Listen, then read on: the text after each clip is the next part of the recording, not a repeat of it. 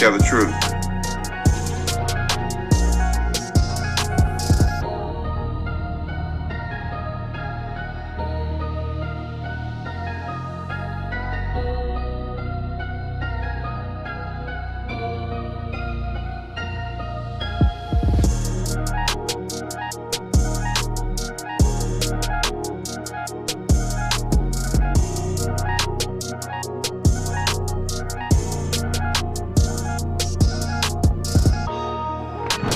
Tell the truth. Information is power. Welcome to the Information Man Show. You're gonna get truth. If you don't want truth, this ain't the channel for you. I'm gonna give you truth whether you like it or not. Information is power.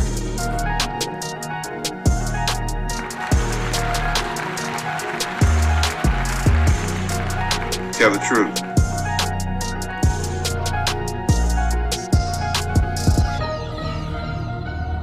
Tell the truth.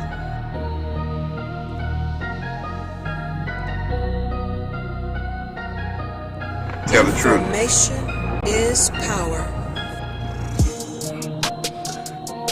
The Information Man Show. You're gonna get truth whether you like it or not.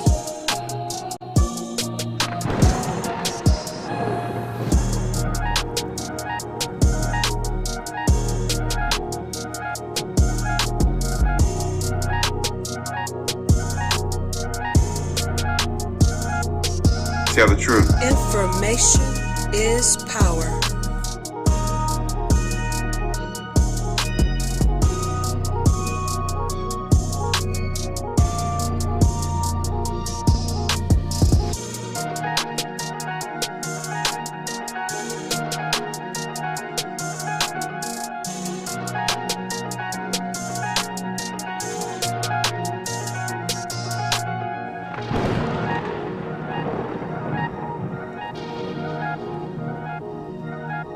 Tell the truth.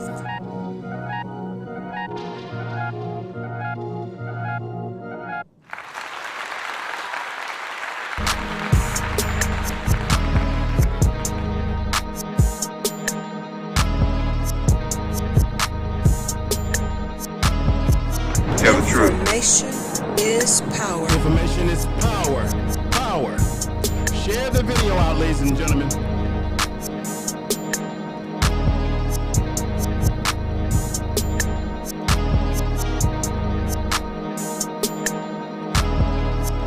Tell the truth.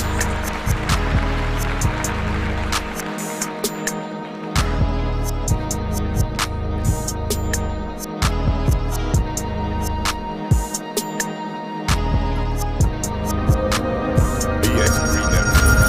Changing the way you watch TV. Tell the truth.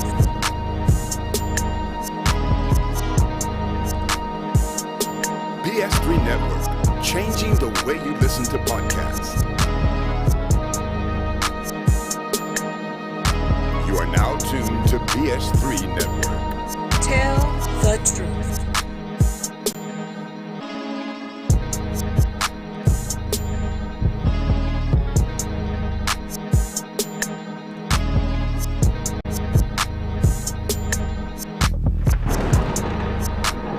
Tell the truth.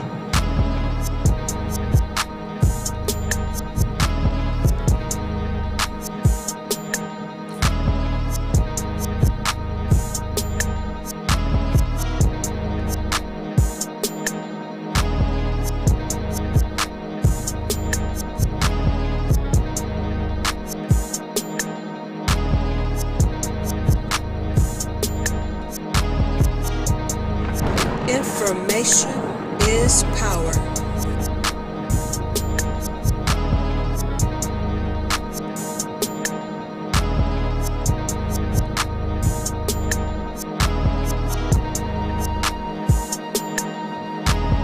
You are listening to Information Man. Please make sure to subscribe to his channel.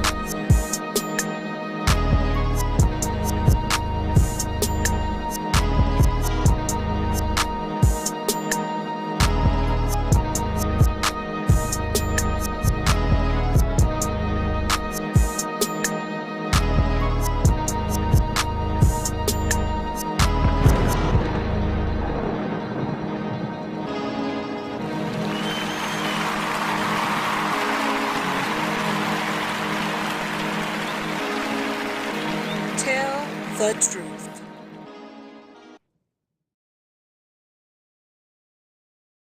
Thank you for being here. Welcome to the Information Man Show. Got the mic operating the way it should. Let's do a test, ladies and gentlemen.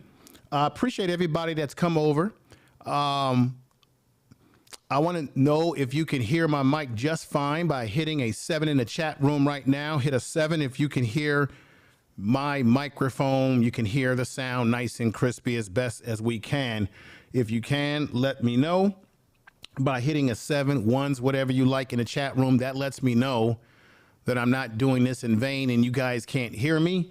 All of you wonderful, I'm going to say wonderful folks in the chat room that are watching, those that are watching in the clouds, those of you that are watching live, I give you a clap. I give it all to you because you make this show go. I'm going to do a disclaimer, ladies and gentlemen. Like I said in the beginning, I'm going to tell you the truth. Tell the truth. Whether you like it or not. The things that I'm going to say today, and I'm going to take my time with this, you may agree or disagree with what I'm about to talk about this situation. You see, I live in California. I've been in Mexico many times. Everybody on here talks about get your passport, let's go travel around the world. Just so you know, I travel to see the world, to learn about cultures, visit people that I may know. But I think having a passport is important,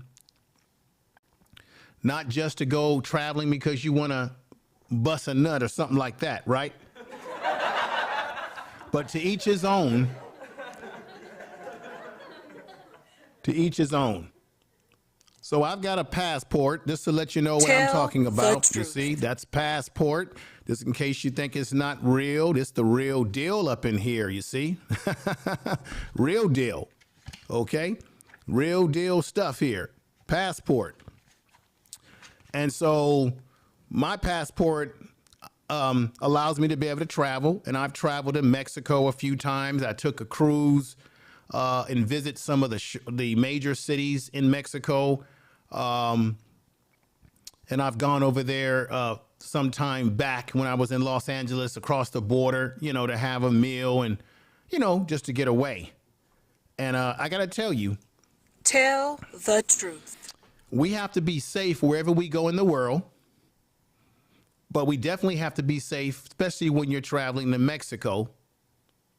Now, I don't know why. Let me just say this. How many of you in the chat room right now, by a show of putting a 7 in the chat room, are extremely surprised that this happened? Or you're shocked? If you're shocked that it happened, put a 1.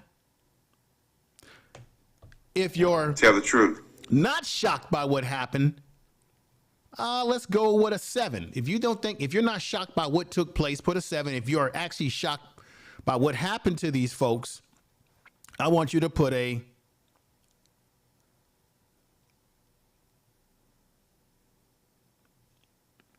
1 in the chat room. That's what I want you to do by these folks.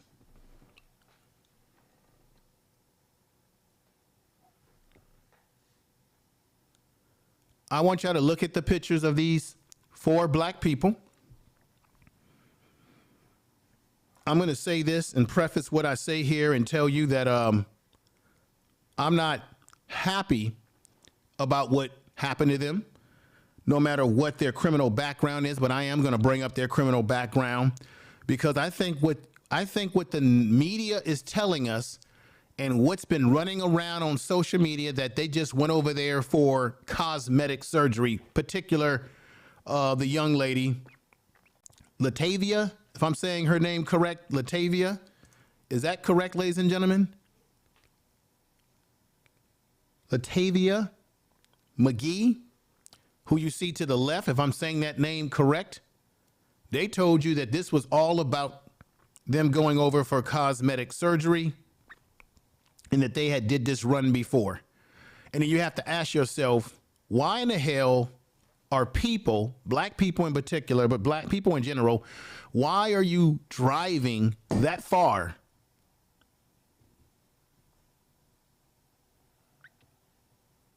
Why are you driving that far from Brownsville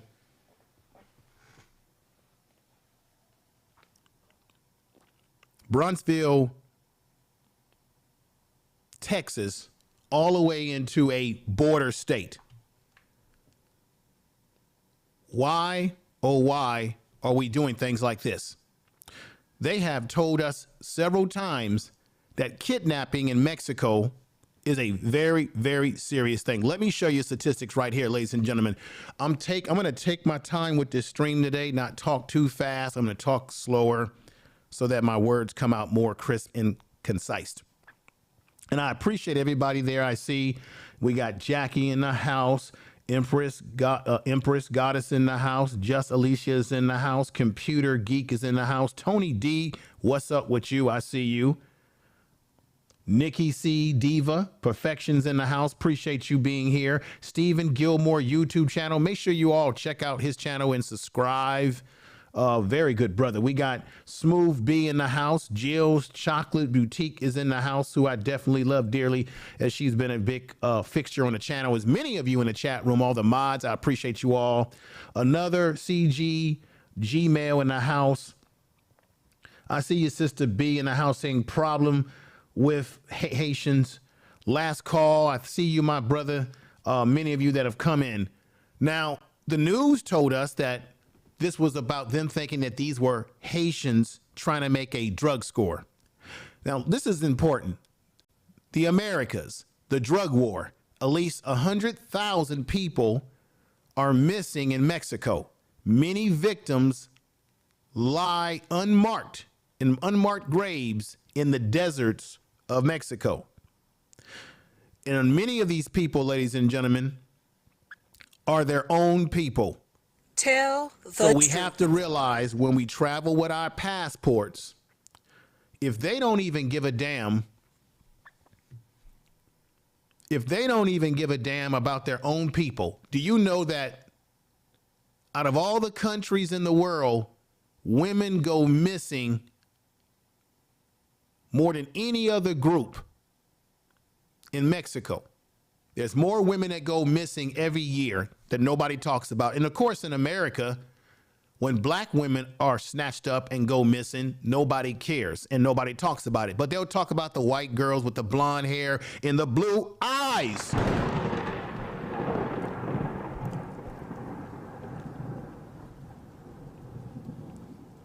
And of course, nobody cares when black men go missing. Ladies and gentlemen, there's more to the situation over there in that border that meets the eyes. This Gulf Cartel. See, we have to understand how these gang structures work. And I'm going to tell you something tonight that nobody on YouTube that I know of, other than people who talk about this and study this and learn this, there's nobody on their YouTube channels that are going to break down the way these cartels really work, the way I am tonight. Because the very individuals that are in that cartel are Mexican mafia members.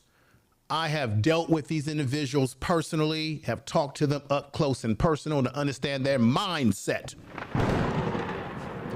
And a lot of black people out there don't know this, that across this country, but particularly California, the Mexican mafia has had a green light on black people for a very long time. As it relates to the drug competition, drug trade, and trying to take over neighborhoods, such as in Los Angeles, where they're trying to push black people out to the far margins. Now, you say, what has this got to do with these 4 black people? What has it got to do with them is that we've been told a bill of goods in America that there's this brown and black coalition, a damn lie. Tell the truth. There is no black and brown coalition because you just went into another country where America has no sovereignty. America can't really do a damn thing. Now, remember Shaquilla Robinson? And I want to give an apology too here because I jumped out the window and did a video like many other YouTubers where we were under the belief that the individuals or individual who took her life were arrested by authorities and that there would be some justice. Well, look at it now. We're here. And I want to thank you for the super chat. Larry's Anything Goes $20 super chat, brother. Let me put you up on the screen real quick. If I can find that super chat that you left for me. Thank you, Victorious. Let's see what we got here. Jill's Chocolate Boutique. Victorious is in the house. Just Andrea's in the house. Last Call. Just Alicia's. Empress Goddess. Computer Geek, as I had said before. Humble Service 20. Larry Anything Goes LLC just gave me that super chat. Rachelle Vanderpool, I'm glad you're here. Keisha's Comedy Set. Great channels in the chat room. Make sure you write these names down and subscribe to some of these channels. We got Dee Taylor in the house. MTGV Crime Podcast. Thank you for being here. Oh, Reliable. Catway. Rochelle Vanderpool, I see you there again. A lot of great people, but that brother gave me that super chat, and I'm trying to see if I can find that super chat to put him up there. We've got Living. We've got, wonderful Crime Podcast. Sister, I'm going to have to make sure I subscribe to your channel if I have not. YouTube has a way of unsubscribing people from people's channels. What's going on, good people? Welcome, Living with My Dream Trading. I'm trying to find my man's super chat that he gave me, and I might have missed it. So I mean no disrespect to you, brother. I wanted to put that name on the screen here, but it's okay because you gave me a great super chat. And I want to say thank you. Thank you for the super chat. What I want to do before I give him any super chat music is right here before your very eyes, Shaquilla Robinson has not gotten justice. And the problem is that America has no jurisdiction in Mexico. As much as we think that, hey, we live in America, America's big and bad, and they can push their weight around, not so. I'm going to show you a video with Joe Brown, Judge Joe Brown. Excuse me. Judge Joe Brown talking to my sister, the real Dana, who's been on this channel before. I've talked to her, wonderful sister. I've just got a small clip from her, so this is fair use, but I want to say shout out to her because you definitely need to check out her channel and subscribe to her channel, where he's saying that America has no jurisdiction in Mexico, and you may not see anything really happen. Now, you may say, hey, they didn't say that they arrested those those members of the cartel. They simply said that they left their bodies out there near the car, and they're in Mexico. They're not going to be brought under an American court of law. They're going to be brought under a Mexico court of law. And the cartels are steeply in control of the police departments in Mexico. They literally control them. Why you think they're smiling right here? Look at this right here. Look at that picture right there. Look at that picture right there and examine it. If you're hearing what I'm saying, you're with me, ladies and gentlemen. Hit that 7 in that chat room. We're trying to get the algorithms moving over here to get more people over here. Make sure you can share this right now. If you're using a cell phone or a desktop, all you got to do is click the little button that says share, put it in your Facebook, put it in your Twitter, like so. Tell the truth. You see, he's smiling because he's saying himself, we're alive. We're probably not going to do any heavy time for coming down on Americans. Under our jurisdiction in Mexico, we're part of the cartel. And check this out. This is all an orchestration. I want to show you all something right here. You see, they're laying out right here. Look at them. He's smiling to the right. He's got a smile on his face, the guy in the red shirt. Here's a little bit closer look. He's got a smile on his face. Why would these guys be smiling, or one or two of them, if they really think they're in trouble, right? They're probably just glad that the cartel didn't take their life. I guarantee you any kind of money, because this is how the cartel works. This is people who have done research on how they operate.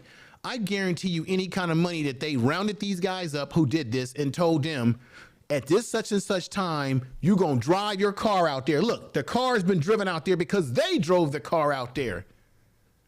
They probably were told by cartel leaders and lieutenants or those higher up, you're going to take your butt out there on the streets, you're going to lay across the street, you're going to lay on the ground, and you're going to give yourself up. They're not giving themselves up to American authorities, folks. They're giving themselves up to what? The Mexican authorities. They're not going to do any serious time in a Mexican prison or jail because the cartels control the jails, they control the government, they control the police. They got the police in the back of their pockets. I'm going to show you video today to let you know from an expert who talks about how these cartels work and operate. This is all a psyops, ladies and gentlemen. What I mean by psyops is that this is all to make us think that, they're sorry for what happened. They give us then all of a sudden the cartels come out with a letter. Oh, we apologize. This is window dressing, folks. These guys are not going to do any serious time for what they did. We haven't seen any justice for Shaquilla Robinson. I'm going to ask this one question. Has Shaquilla Robinson gotten justice in Mexico? Has there been anyone arrested? I thought someone was arrested because that's what was put out there by a Mexican reporter in Mexico. We all, as content creators that talked about this, jumped out the window. I jumped out the window, reported that that person was captured or had been under custody. I want to apologize to all of you. That it seems like we don't know what's really going on over there with the case of Shaquilla Robinson. So what makes us think that these 4 black people, the 2 that were killed, Woodard,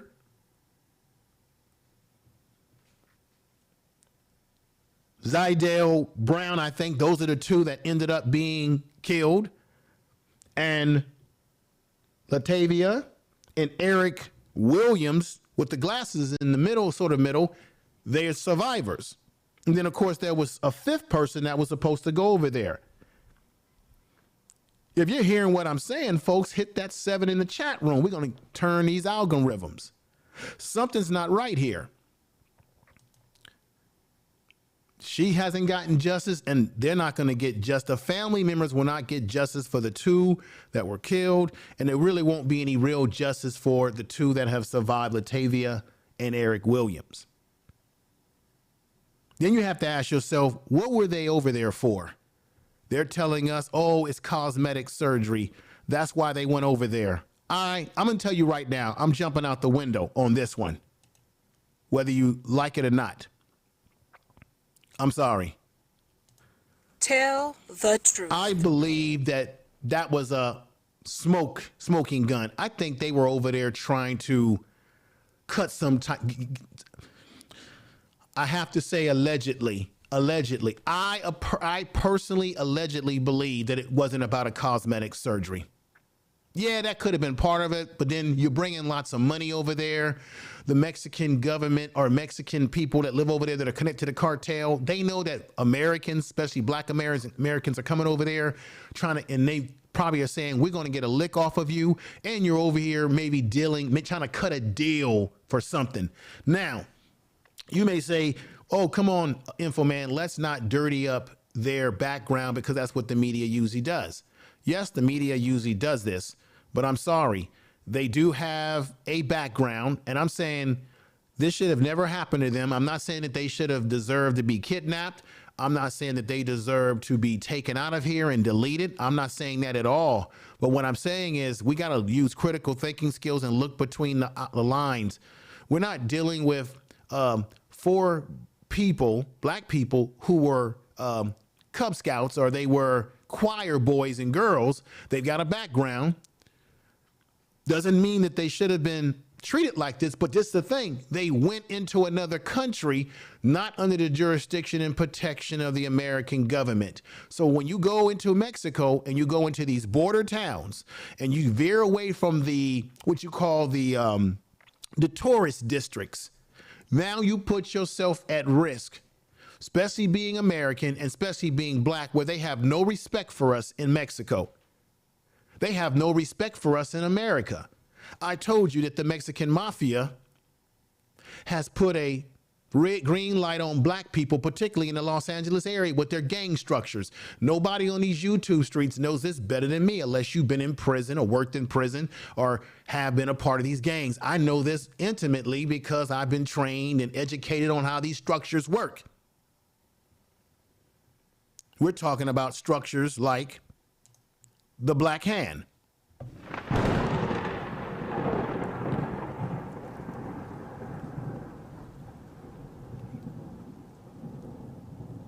And I'm going to get into that very soon, what that's all about. Tell the truth. So you have to ask yourself, the cartel, use common sense, folks. The cartel usually attacks people who they feel are moving into their territory in terms of drugs. They go after people who they see as competing forces. So the news is already put out there, if you want to believe that they believed that these folks were Haitian and that they were over there to do a drug deal, or allegedly that they thought that they were a rival competition. That's usually when cartel members will jump out the window and try to attack you. So everyday regular people are not going to get attacked if you're not engaging in their business. And most of the people that live in these communities, they already know who the cartel members are, so they wouldn't dare take a chance. So the question is, how many of you in the chat room, by hitting a 1 or a 2, let's do it like this. If you believed that those black folks going over to Mexico and what happened to them, I'm gonna repeat this again, should have never happened at all. But if you believe that they went over there and it was just about cosmetic surgeries and everybody's going to risk their time, their life, and everyone's going to take all this money to do a surgery, wait a minute. One of them, Latavia, she's got about 6 kids. You saw them on the interview. Those kids need money to be put in their fund for college, for clothing, whatever. Why are black folks collecting a whole bunch of money to go over to another country to get some titty implants or some booty implants? Something about that don't make no sense. Or are people going to places like this to double their money allegedly through unscrupulous things? Let me give you let me just break something. Let me break something down here. Let's go into this here right here. I'm just gonna tell it like it is, folks. You may not like it, but truth has to be told here. Now, on this photograph, you have Sheed Wooden. He was jailed in 2015 for drug manufacturing. So he has a rap sheet for manufacturing drugs.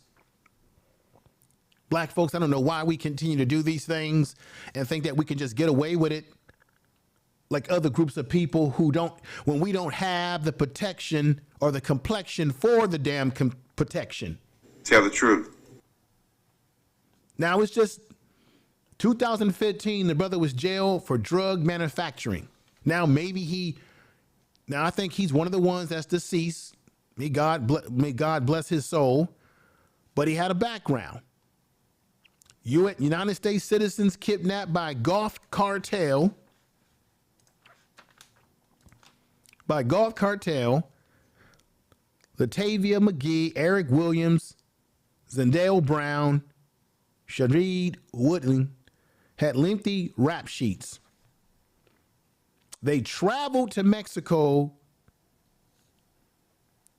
accompanied by Mrs. McGee for cosmetic tummy tuck surgery when they were caught in gang crossfires. The question is, were they really going there for tummy tuck? Or was there something else? I'm just asking, folks. I want you all to be investigators too. Ask the logical question. Is what we've been told so far really what they went over there for? You're going into another country, a border town.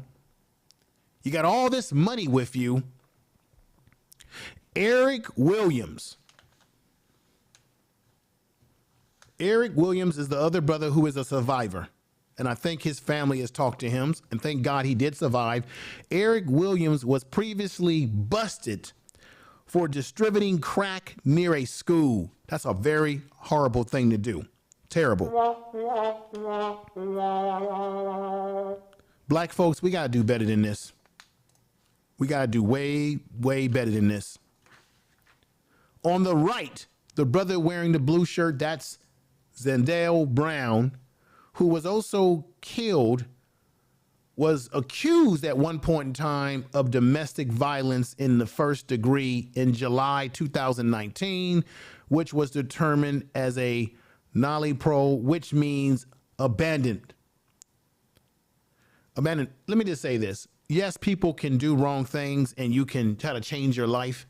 From what I understand, a lot of these folks, and I hate to say this, from what I understand, a lot of these folks did not have a work background, a history of employment, like legitimate employment. Okay. And of course, Brother Woodley on the left, as I said, a United States citizen who were kidnapped in Mexico by the notorious crime and drug syndicate Gulf Cartel, have lengthy criminal rap sheets. Now, I hate to say this, but it's got to be truthful. I have to ask this question. I need folks in the chat room to work with me. I want the black women to work with me. You've got 6 children. What's more important? Men, ladies, everybody listening. What's more important, damn it? Is it more important for you to get a tummy tuck, implant breasts, bootylicious booty stuff? Or is it more important for you to take all that money that you got and put it in a savings account for your kids? Put it in a trust account for your kids. The woman had 6 kids. Why are we traveling over to another country where they don't even like us, and you're going into the backwoods and the back alleys of these countries with no protection? And we already know that there's no black and brown coalition in America. And the Mexican mafia don't give a damn about no black folks. They don't even give a damn about their own people. As I told you before, at least 100,000 people are missing in Mexico. This was put out June 30th, 2020. Many victims lie in unmarked graves in the desert. Do y'all hear what I'm saying? If you're with me, hit a 7 in the chat room. Get those algorithms moving. This is what happened to them. They were put in this red house or whatever this thing. And from what we hear, the cartel was moving them to different locations. I'm telling you, Eric Brown and Latavia are lucky to be alive. But Latavia, unfortunately, this sister was previously indicted. The sister on the left, she was previously indicted on March 3rd, 2016 on 5 counts of unlawful conduct towards a child, a daughter, her daughter, who was 8 at the time, meaning her children were taken from her at one point in time, ladies and gentlemen. Now, I'm not saying any of this to say that they deserved what happened to them. Oh no, I'm not saying that at all.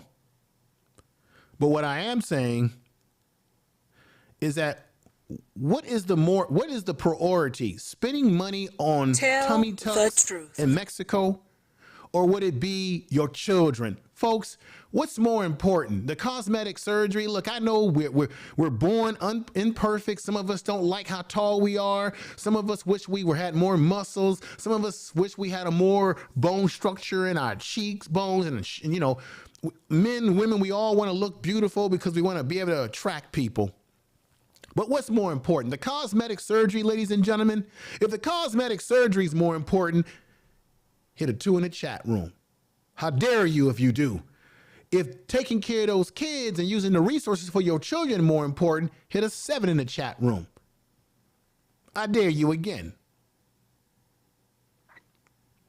I want y'all to see something. They got stopped. This is why you can't play around in other countries, black people. See, the problem with Americans is that when we go to other countries, we want to act like we're still American, meaning that we think that America, like we have this bubble of protection around us. That means when we walk into another country, nobody gonna touch us because, see, we American. We got this force field of protection. No, when you go to somebody else's country, you need to act and behave and like the people that are there and follow their rules. This is why Negroes travel around and get themselves caught in a pickle when they travel. For whatever the damn reason they want to travel. And you don't follow the rules. And then you got little individuals like this on the left side who had them captured in that barn, that red shack.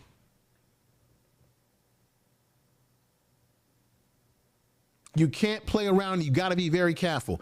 The United States the State Department has already given us warnings about parts of Mexico. Why don't we heed these warnings? Why take a chance because you want to go over there and get a belly tuck? Look at what happened to them. They already got stuck right here. Check this out, ladies and gentlemen. That's crazy. They're trying to hustle us. We ain't got no drugs in the car, and they trying to make us pay $1,500. They have no drugs in the car, and they're trying to make them pay $1,500. That's right. You are American. You go into a off-beaten place in another country. In an off-beaten place, you're not in a tourist area. You're in these off-beaten places. Don't go there. You're going into areas of Mexico where the cartels are heavily defined, and you're wondering why you're getting stopped. I bet you these police that are working, that are trying to get the $1,500 out of them, I bet you they're all booed up and connected to the Gulf Cartel. And tell the truth. Tell the truth. Let's hear that again. That's crazy. They're trying to hustle us. We ain't got no drugs in the car, and they trying to make us pay $1,500. I'm not. I'm drugs in there, sir. Pesos? That's all. $1,500? OMG. That's my. I don't have any drugs, so. I can give you what I have. I don't have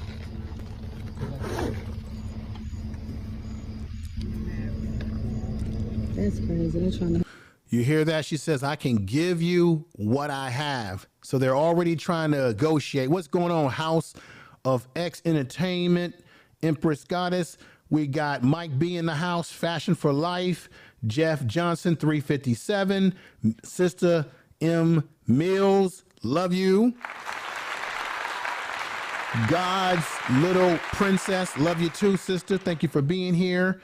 Everybody that's here, you know I really appreciate this. We got CMB Tech Talks, my brother from Brooklyn. Black American television news information. What's going on, sister? Last call, and just a lot of great people in the chat room. You hear that? She said, I'll give you what I got. So you're going over there and you're getting all strapped up. I'm telling you right now, they probably knew who these black folks were. They probably knew and had been watching them for a while and said, these Americans are coming over here and they've got money. Money that probably should be spent on children that need to be raised. Hear the rest of this. We ain't got no drugs in the car, and they trying. What you say? Oh. What you say? Sorry. No. What happened? No, see. What you say? And nobody can speak any Spanish, so you're already at a default. Tell the truth. Nobody the can truth. speak any Spanish, ladies and gentlemen. Everyone is saying, or the ladies are saying, what'd he say? Because nobody can speak Spanish. So you're in another country you can't speak the language, and you're in an area that is infested with cartel, and you're in a beacon area, and you're in a country, in a place where there is no American jurisdiction. You're under Mexican jurisdiction, and Mexico has been laden with problems. Let me give you an example, folks. Here was one of the warnings that people need to listen to, damn it. Listen to it right now. This is one of the warnings. And the countdown to spring break is on. If you've booked a trip to Mexico, you might want to consider a new travel warning. The U.S. State Department is urging Americans to avoid these 6 states in Mexico: Colima, Guerrero, Michoacán, Sinaloa, Tamaulipas, and Zacatecas. The agency says kidnappings are on the rise and there's an increase in violence. Cartel violence erupted in January in Culiacan. That's a city in northwestern Mexico in the state of Sinaloa. It happened after authorities arrested Ovidio Guzman. He is a leader of the Sinaloa drug cartel and son of imprisoned drug lord Joaquin El Chapo Guzman. Tell the truth. All right, folks, you see it right there. There is a serious problem in Mexico with how these cartels work. Once again, I'm going to tell you this is serious reason. Let me tell you one of the reasons why the cartels do what they do right here. Kidnapping in Mexico 2021. The abduction of American nationalists is a recurring security issue in Mexico. In 2021, there were 625 reported kidnappings, down from 831 cases the previous year. Damn. It is estimated that 300 to 400 cases involve Americans, most of whom are green card holders or dual citizenship. So that means that they're kidnapping maybe people that are from Mexico who have dual citizenship, but they're kidnapping Americans, no matter what race you are, ladies and gentlemen. And usually the cartels do this type of stuff because of drug. So I'm wondering, just bear with me. I wonder if the cartel kidnapped them because, like the news is saying, they thought that they were trying to move in on their drug territory, or they were trying to get a lick down there. Then you got to wonder, allegedly, were the 4 of them, and unfortunately 2 deceased now, were they really involved in going there for cosmetic surgery? If you believe it was cosmetic surgery, put a 1. If you don't believe it was cosmetic surgery, and that's just a smokescreen, put a 7. Was it really cosmetic surgery, or was it something else? When you have individuals, and I'm sorry, with the criminal background, they didn't represent the best of black people. You're not going to like me saying this. They don't. They did not represent the best of our people. A lot of times we're being judged by people who have this sort of background. That's what black people are when we're not.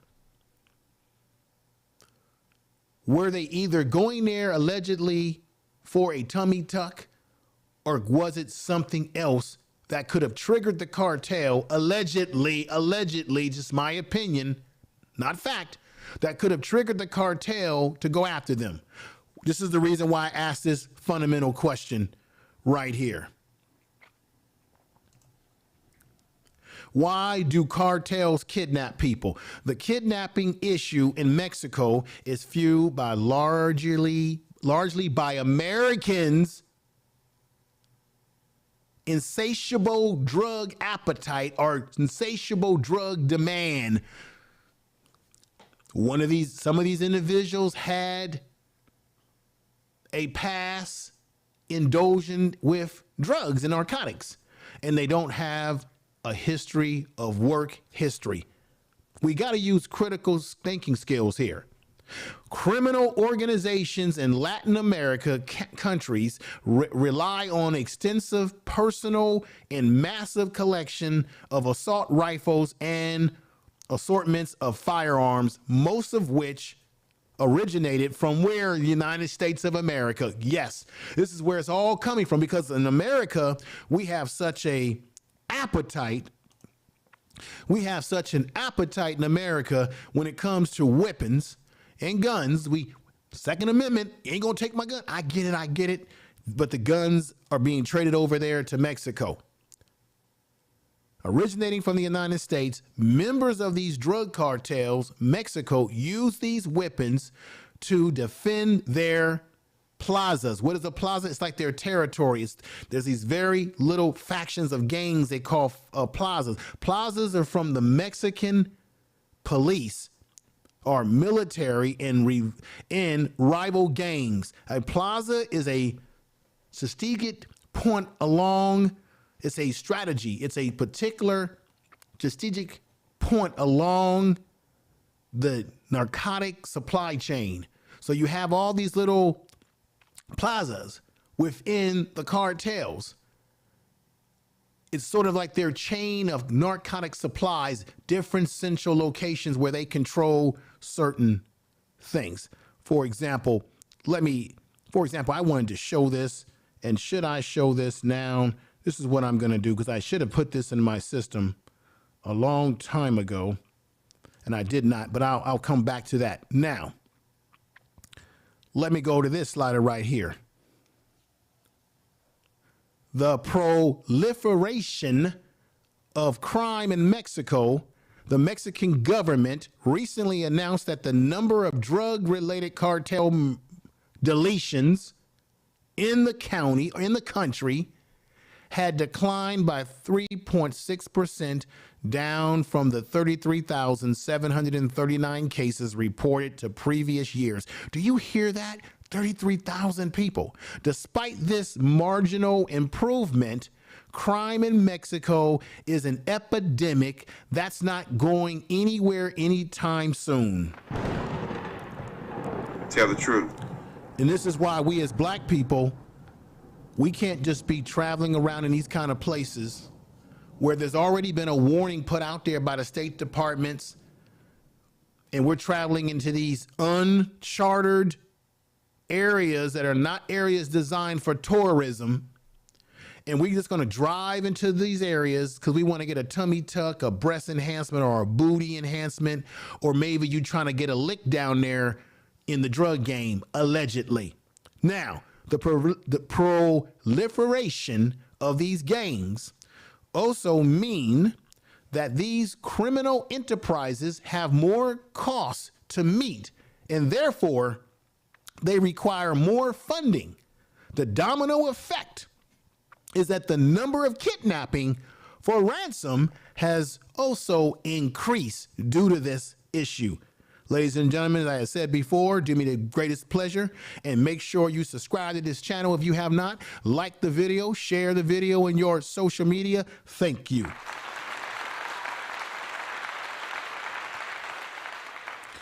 Thank you, thank you, thank you. I want to continue on because this whole thing is a damn shame what happened.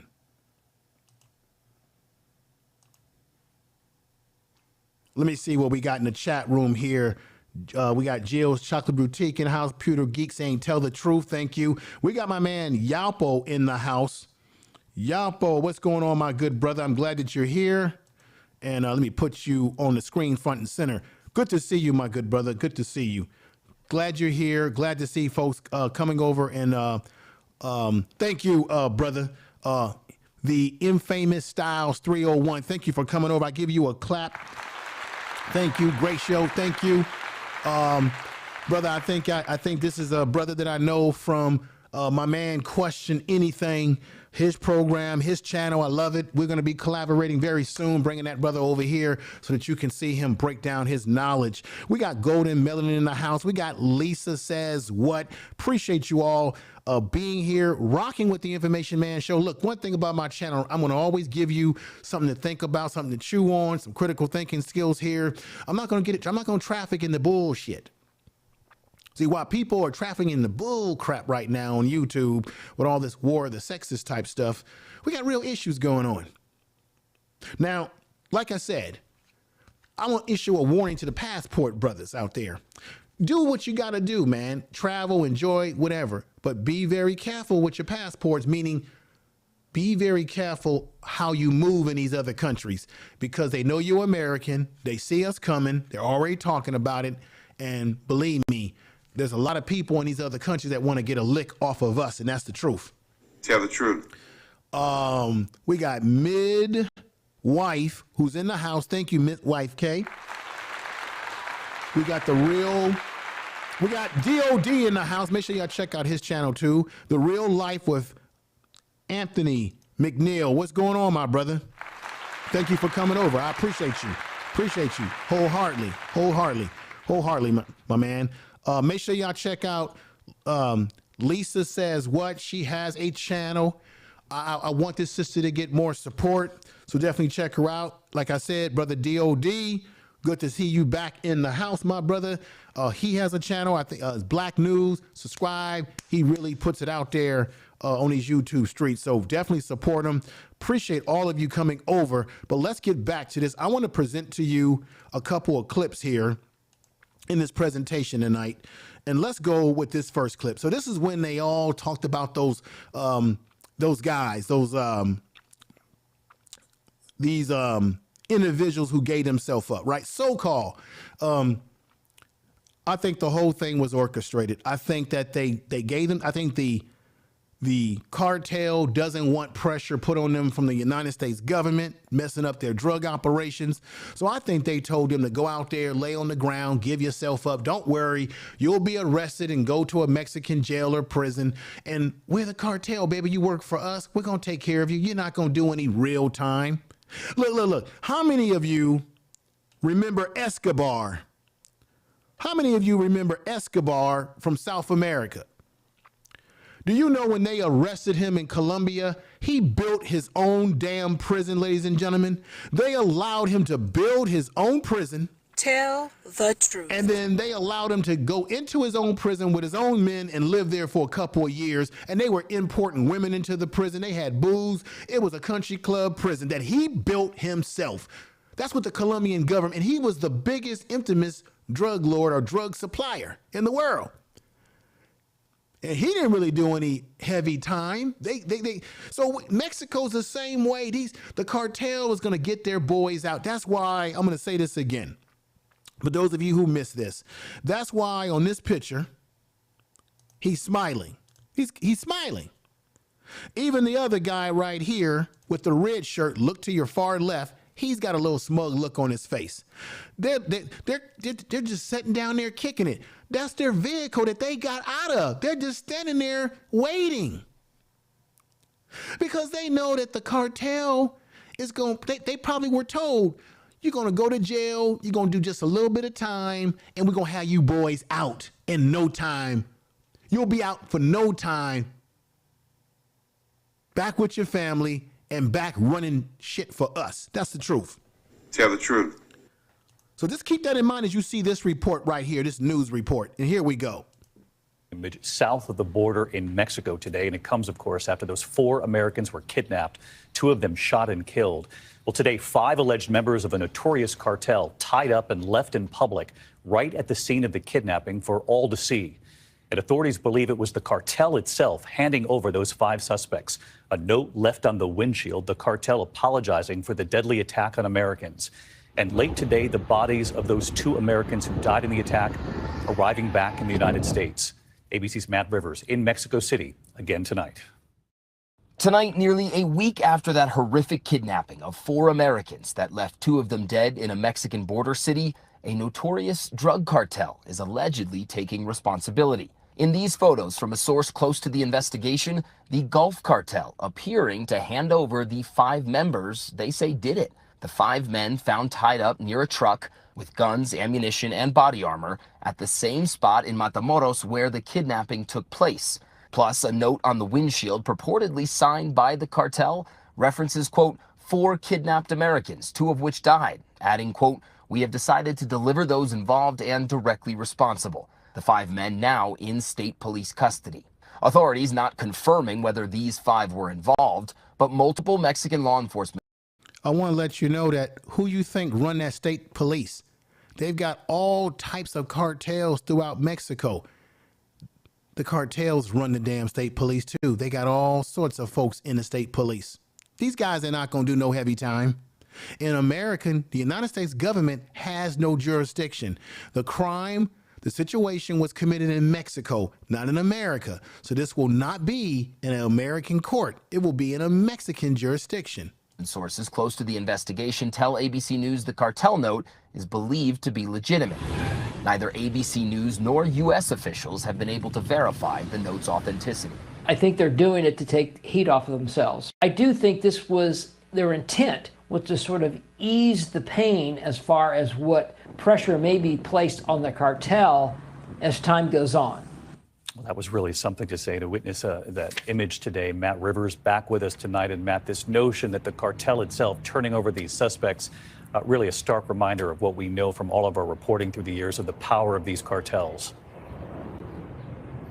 No question, and the Gulf Cartel is among the most powerful criminal organizations in the entire country. And if they did, in fact, turn over some of their own, knowing they would be detained by police, not worried about what those suspects would then say during interrogation, David, I think it says a lot about this group's power both in Matamoros and beyond. Well, you would know Matt Rivers, who has reported from Mexico for years, Matt.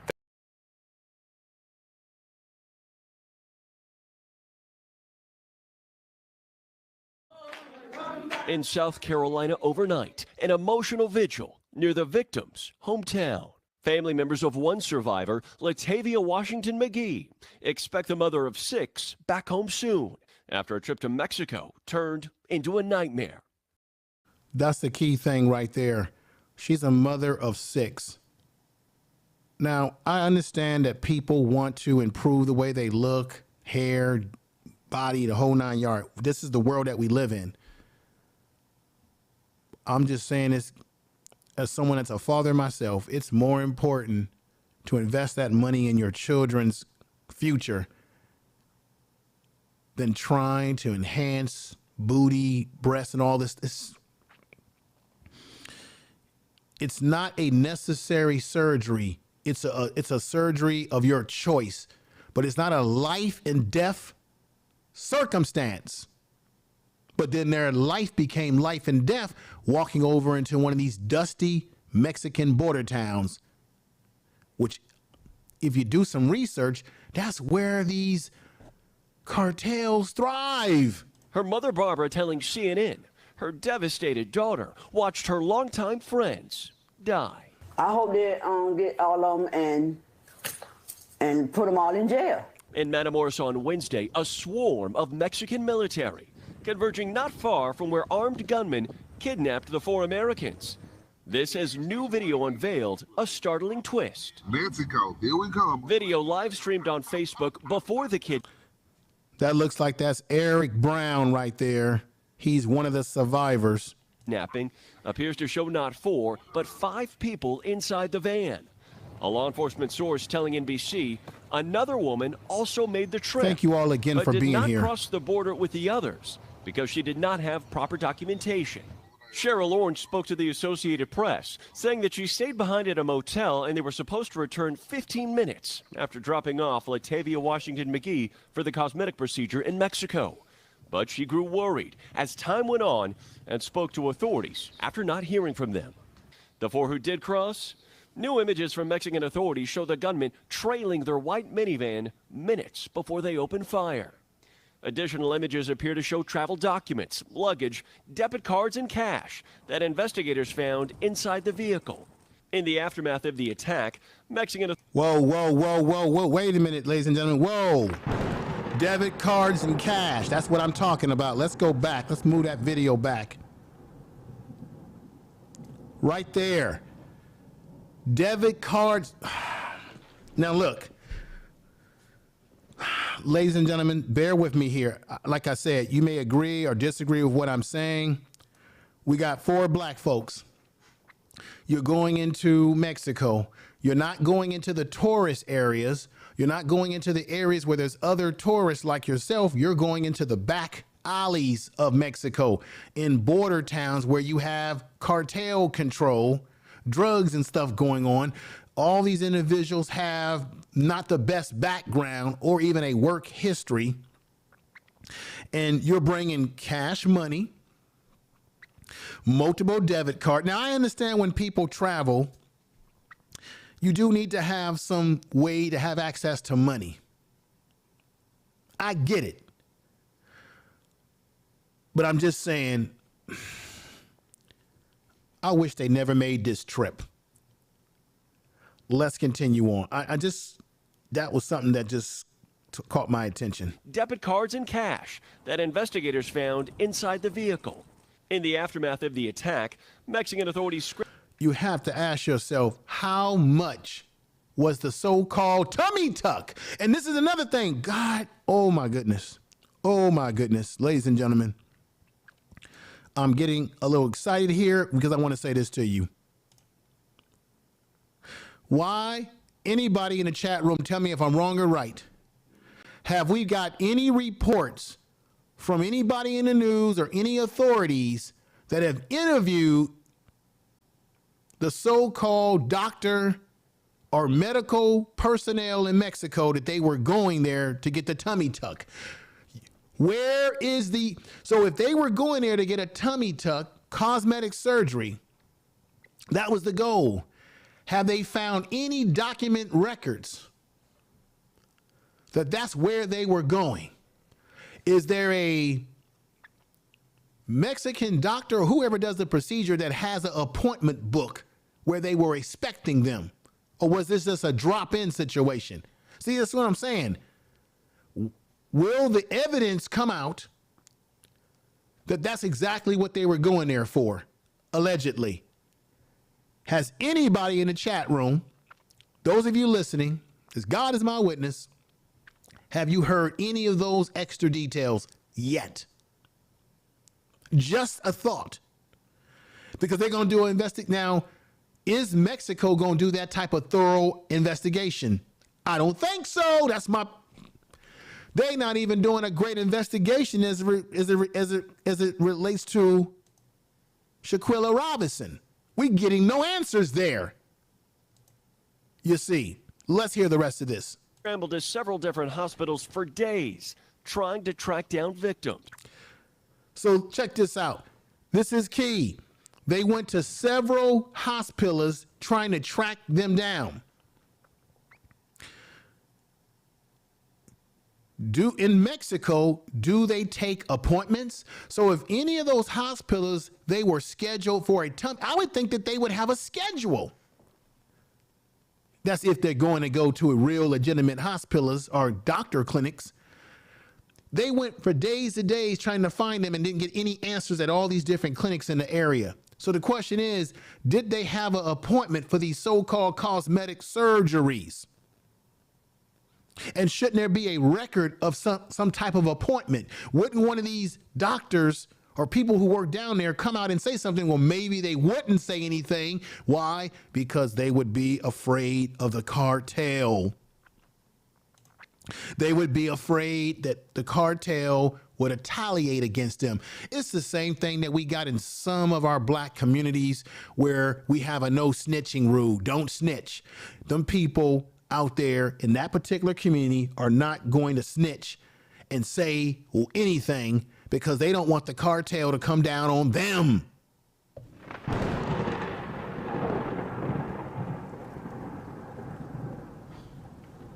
Okay, so Deborah Gunn, let me pull her up. Thank you for putting that out there. Deborah Gunn has just said that she heard on the news that the doctor called the woman to confirm the appointment.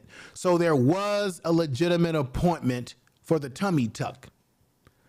According to the news, allegedly. Okay. I still think there was something else going on in that trip besides just a tummy tuck, but that's just my opinion, allegedly. Let's continue this right now. Before finally locating all four inside this wooden shack. After speaking with one victim's family, South Carolina Senator Lindsey Graham promising, "We're going to unleash the fury and might of the United States against these cartels." Morgan, there's I want to stop it right there, and I want to say this. Personally, the cartels have been horrible. But what did I read to you earlier? The reason why the cartels thrive is because the sensational appetite of America has an appetite for the drugs. Therefore, the cartels are simply supplying the demand. If we as a country would stop being so drug dependent, so drug addicted, there would be no cartel, because they wouldn't be able to sell their drugs because nobody would be interested in using the drugs. It is the American society, America, that contributes to the fueling of the drug desire, because they're pushing the drugs to America, because America is the drug addict. Tell the truth. America is the drug addict. America is the drug addict.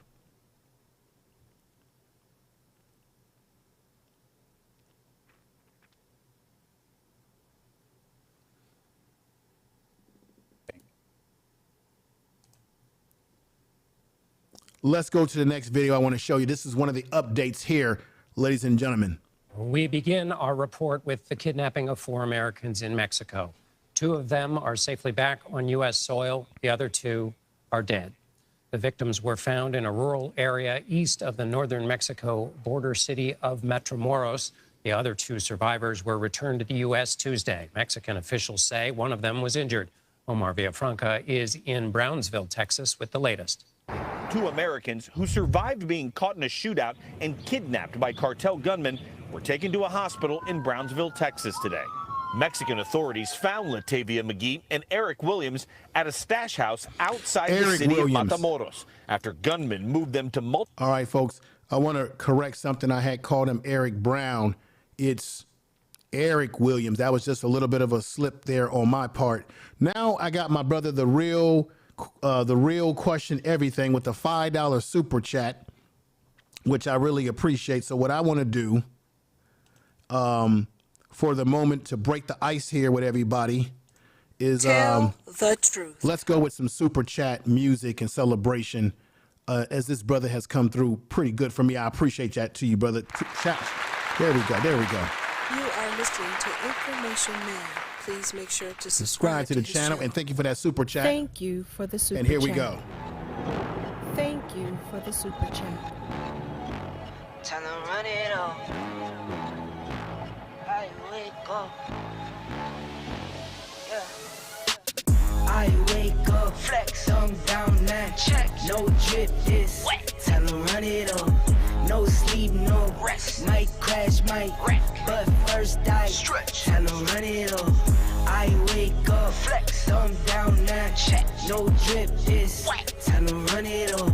No sleep, no rest. Might crash, might wreck. But first I stretch. Time to run it off. 9 out of 10 roll through my hands. I'm by my lonely. Turned to a savage. Now my baby wants to hold me. I love my fans. Don't need no friends. I got my homies. Thought I could trust you, I find out you tried to zone me. I'm number 1 up on that court, I'm Nick McGrady. The first one in, the last one out, can't call me lazy. Put in my hours, Tell the truth. All right. Look, I want to say peace to Misunderstood, Deborah Guns, Beverly Palmer, Pretoria Afro. Once again, my man, Question Everything, Anything. Check out his channel. This brother right here. One of the things I'm impressed with this brother is that he's a family man. He has land on his video, and I actually clipped some of your video, brother, while you was talking about the homes and stuff that you have. I'm gonna do a short video upload to let people see what you're doing. He's got land, man, and he's got 4 homes that he's had built. And I think he said he was gonna like rent them out. You know how you have people who travel, need a place to live, like they need a cottage. Looks like he wants to sell that. He's got more land to build more of these little homes. He's doing business like a real businessman. Many people on YouTube talk about it, but he's really doing it. And that's, brother, the real question everything. And he'll be on this channel soon, and we're going to chop it up and let you hear some of his knowledge. Make sure you check out his channel, subscribe. Mr. John Doe, thank you for coming over. We got M. Kim Bling Bling Bar. Let me put her up here. This is another sister that I want you to check her channel out. She's in the chat room. For you ladies out there who like jewelry and all those beautiful things, please check out her channel.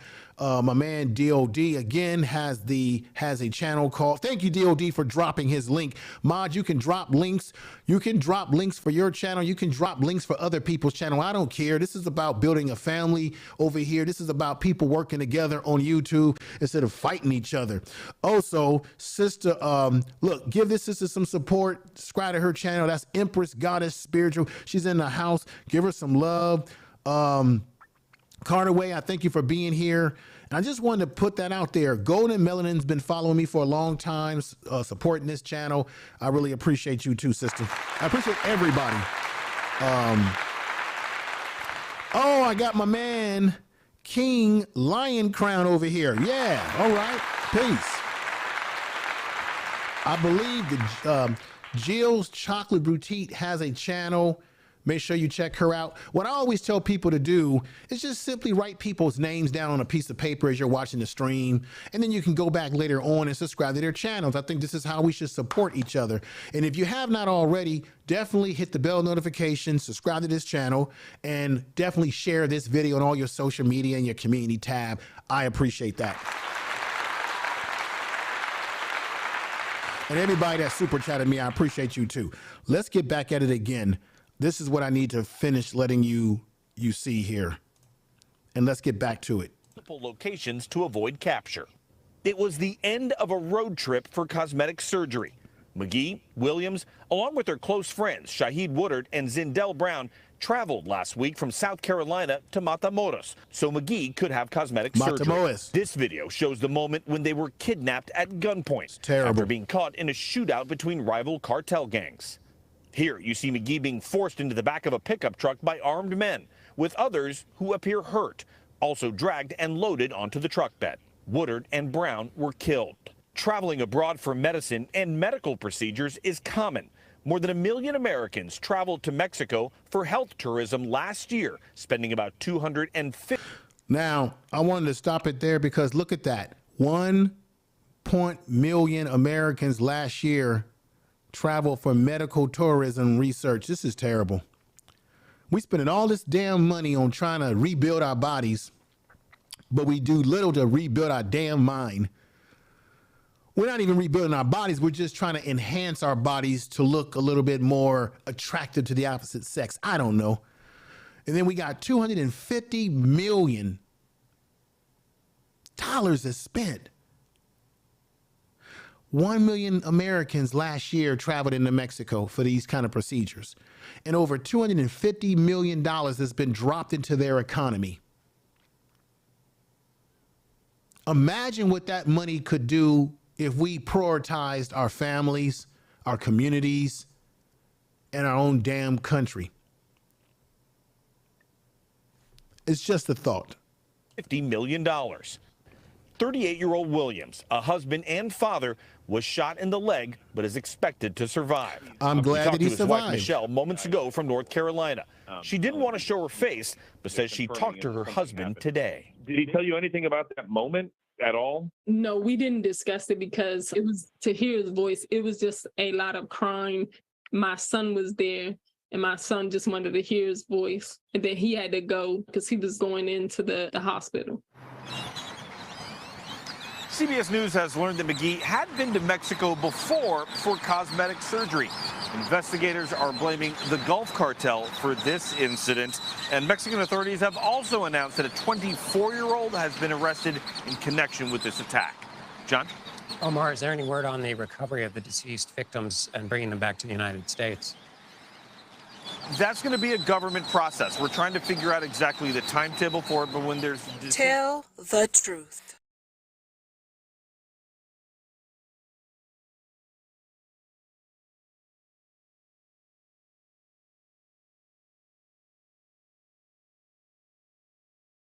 More information now about a fifth person who almost joined the 4 Americans who were kidnapped in Mexico in that minivan. The group all grew up together, according to the wife of one of the survivors. They were from South Carolina, where the local community held this vigil last night. NBC News correspondent Morgan Chesky is near the southern border in Brownsville, Texas. He's following this for us. Morgan, we just learned that the cartel sent a letter to the Mexican police. What do we know? Yeah, Kate, this is a wild development here that's just happening in the last hour or so. These have been photos and a picture of a letter that is now circulated on social media. I do want to credit my colleague Ken Delanian for just confirming through a senior law enforcement official who told NBC News that this letter does appear to be a statement of apology from the Gulf Cartel, which, of course, resides primarily in neighboring Matamoros, just across this international bridge, Kate. I want to read you a portion of that letter and then talk about the several photos that accompanied it. But this was a letter that appeared today on behalf of the cartel, saying in part that they strongly condemn the events of Friday, March 3rd, of course, that being the date of this horrific kidnapping last week, in which, unfortunately, an innocent working mother died. That was the Mexican national, Kate, and 4 American citizens were kidnapped, of which 2 died. For this reason, we have decided to hand over those involved and directly responsible for the events, who at all times acted under their own determination and indiscipline and against the rules in which the CDG has always operated, that acronym standing for the Gulf Cartel. So, Kate, essentially the larger organization disavowing a faction within it, and we saw photos of multiple men sitting tied in front of a pickup truck. Very important to note here, Kate, we do not have confirmation that those men have been taken into custody by Mexican law enforcement at this time, but we do have a senior law enforcement official in the United States saying that he does believe this letter and believes photos released by the cartel are indeed real. Much more to come, though. Kate? Yeah, this is really a big development, and it really raises... Tell the truth. Okay. We're back. Wow. This is something else, folks. Let's go into the next video. And I appreciate you, all of you. Definitely share the video, as I was saying before. Appreciate you. Oh, don't go away. Let me just go right to it now. Let me not waste any time. Let me let you hear what Judge Joe Brown had to say. He was a guest on The Real Dana. Love Dana. She's been on this platform. We've gone back and forth with each other on panels in the past. I love her. She on her channel, Judge Joe Brown is a fixture on her channel. He comes on there and they have discussions about a variety of issues.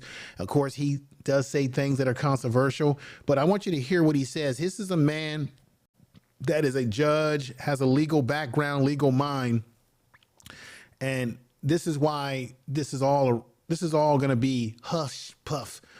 These cartel members are not going to get any. Let's just hear what Judge Brown is saying right now. What The Real Dana seem to be responsible. You have them. Fair use, fair use, now, fair use Mexican for education. Authorities, again, we've got the same thing that's already happened before. The crime got committed in Mexico. What is America's jurisdiction to deal with the crime? None. So the bottom line becomes, what is Mexico going to do about it? Let's see how Mexican justice works out. And okay, so this is what I'm saying. This guy here, he's smiling. They're not worried because the Mexican government or Mexican officials, what they're going to do about it is nothing. Well, that may not be why they're smiling. If you take Tijuana 2 years ago for the year in question had 2,700 firearm related fatalities. Tijuana, 2,700 killings, not counting the ones by knife and anything else.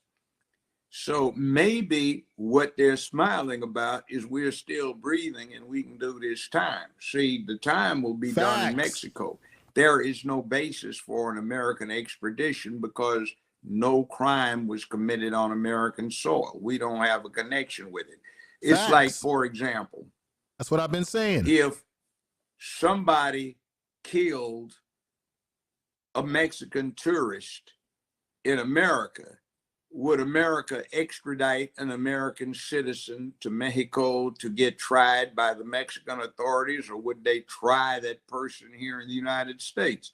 Answer, they try the person here in the United States. I don't know where some of these folk get the idea that we can just come in and run roughshod over everybody and take over their law. See, we don't have any jurisdiction in Mexico. And this whole dodge about we want to declare these groups to be no jurisdiction terrorist organizations. Well, we've been subsidizing them for a long time.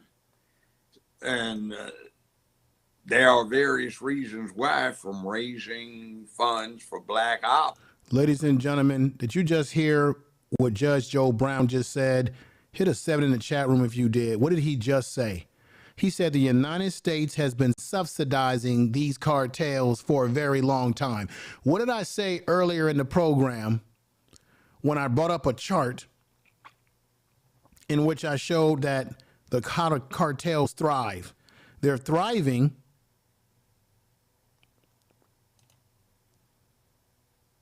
because of what? America's hunger, sensational appetite. The kidnapping issues in Mexico is fueled largely by America's insatiable drug demand. Criminal organizations in Latin American countries rely on extensive personal and massive collections of assault rifles and assortment of firearms, most of which originated from the United States. And you just heard Judge Joe Brown tell you that America subsidizes some of this bullshit. Can you believe that? Well, we've been subsidizing them for a long time. And tell the truth. There are various reasons why, from raising funds for black ops. For black ops, that's right. Those things that were supposed to be directed toward fighting commies and now international terrorism and all of that other. Tell the truth. Ladies and gentlemen, this is the Information Man Show, and like I say, I'm going to tell you the truth whether you like it or not. Tell the truth. You're going to get facts over here. You're going to get examination over here. You're going to get analyzation. You're going to get critical thinking skills. You're not getting beefing over here. You're not getting low-hanging fruit over here, and you're not getting poor production.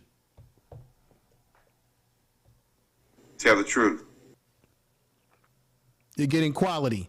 You heard Judge Joe Brown say out of his own mouth, he knows the legal system, that this is a no, it's a no-go. This happened on Mexican soil. They have the jurisdiction. In America, because of their black ops operations and all the secret operations, CIA, FBI type operations, they be giving money to these cartels. They use these cartels for their better. We all know about the Iran-Contra scandal with Reagan and Oliver North and all of that. Come on now. Tell the truth. Yeah, Escobar eventually got taken down, but they allowed Escobar to do what he was doing for a long time. And all the rest of these suckers. You heard it from Joe Brown. If you agree or feel that the information has been powerful, what he just said, or you already hit a 7 in the chat room, get the algorithms cranking again on this program.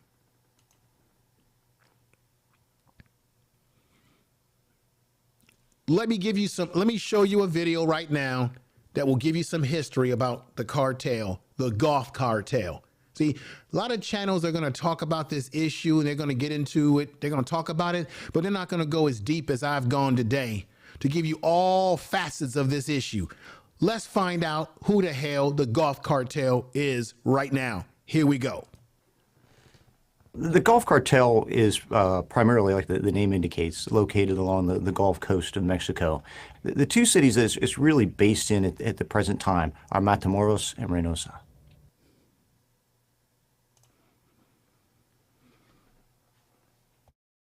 A lot of times you'll hear us talking about how cartel organizations had evolved out of the Guadalajara cartel, but the Gulf Cartel is really an exception to that. They were counterparts to the Guadalajara cartel and really are an older organization, and perhaps the oldest organization currently operating within Mexico.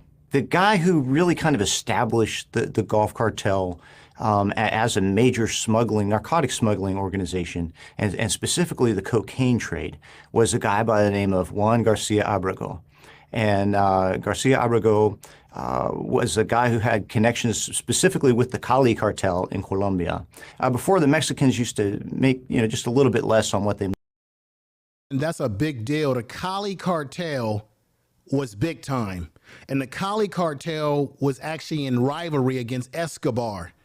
If any of you all saw those Netflix movies about the narcos, the Cali cartel and the Colombian cartel, they were rivalries against each other. There was a lot going on. But let's continue this. And I want to thank Legs Lady for the $5 super chat. She says, for the quality, keep up the good work. Thank you very much. Thank you for the super chat. And let me put your super chat, you on the board right here. And I want to say thank you. Thank you for supporting the show. We got my man, the infamous Style 301 says, I see a documentary about the Gulf Cartel. Fantastic, brother. Fantastic. Let me continue this on. Moved through their territory. Under Garcia Abrego, they began grabbing a larger portion of that.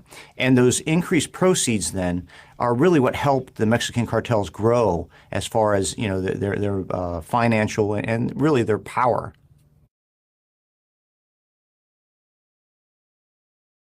The Gulf Cartel is different from its rivals in that they're composed of these families that have been involved in smuggling and have lived in these communities for many, many, many years. In a lot of the other cartels, we have people who have moved from Sinaloa to form the Juarez cartel or the Arellano Felix organization in Tijuana. And so they've kind of been outsiders coming in. But with the Gulf Cartel, we have these families that are really entrenched in the community. They really are related to many, many people in the community, and that gives them kind of a wide support base. And so that is a very important thing to recognize, that they are connected to the community. This is why they were able to run up on those black folks in the way they did, because they're connected to the community. This is why they could run up on them in broad daylight. If you notice, this happened in daylight, ladies and gentlemen. This didn't even happen at dark time. It happened in daylight. And you didn't see anybody stopping them when they did it to them. 2 black people dead. Zeldell Brown, no longer with us, I believe. Woodun, to the far left of the thumbnail, who has had a history of manufacturing drugs, in 2015 was arrested. He's no longer with us. Eric Williams is alive, surviving with Latavia. They're the 2 survivors. And then there was a friend, the 5th person, a young lady who I have video on, and you're going to hear from her today. Just wanted to bring that up one more time to you. They have deep connections into their community. Also hard to really kind of root them out. And they've been involved in this smuggling, really for decades and decades.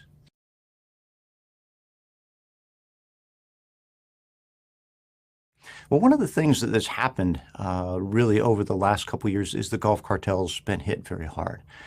First, they had to split with Los Zetas, and that hurt them incredibly because Los Zetas were a very large part of the cartel and really were their enforcement arm. Of course, they also have suffered the loss of several very important leaders, guys like Tony Tormenta and several others who have really hurt the organization as far as leadership goes.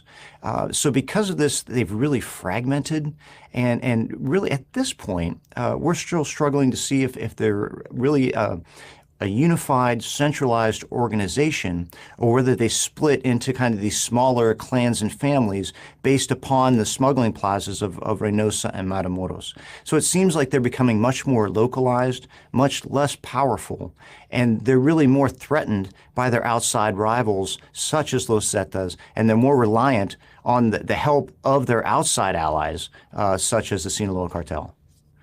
So things could kind of unwind pretty rapidly for them as this year progresses.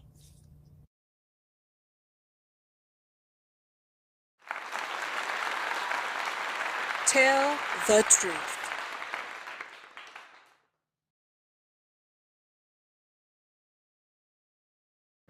All right, ladies and gentlemen, here I want you to see the family members. That is a breakdown of the cartel, but I want you to see, this was on Don Lemon.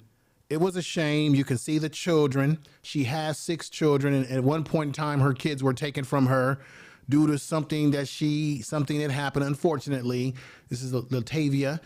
That's where the criminal background is for her with kids. But I just feel like when you have children, you should be putting money and resources into your children rather than getting surgeries that you don't need to have in order to live, but you want it. You don't need it, but you want it because of how it might make you feel to have a smaller tummy or bigger breasts or smaller, whatever the case may be. But these are not life-threatening. These are not life or death surgeries that you have to have them or you're not going to live tomorrow. The family, the children, and I believe this is Latavia's mother. And I felt very uncomfortable with this interview because the children were a little restless. And I didn't think it looked good to have young children hearing about. I mean, we want our kids to know reality, right? But I just didn't think the way they're talking about these people being deleted and what happened, and you have the young children there, and their minds are young, their brains are not fully developed. They won't really understand what's going on, and you got them sitting up there in the seat listening to this. I just didn't like it wasn't a good look. Check this out, ladies and gentlemen. Also with us is Amani Washington, Latavia's 13-year-old daughter, and along with Latavia's sons, Cadence McGee and Junior. They are joining us for their first live interview. And I'm happy that you guys are here to bring light to this. I'm sorry about what happened. Barbara, good morning to you and everyone. Have you spoken to Latavia? And if so, how is she doing? Good morning. She was doing okay. I talked to her last night. What'd you guys talk about? And I asked her how she was doing.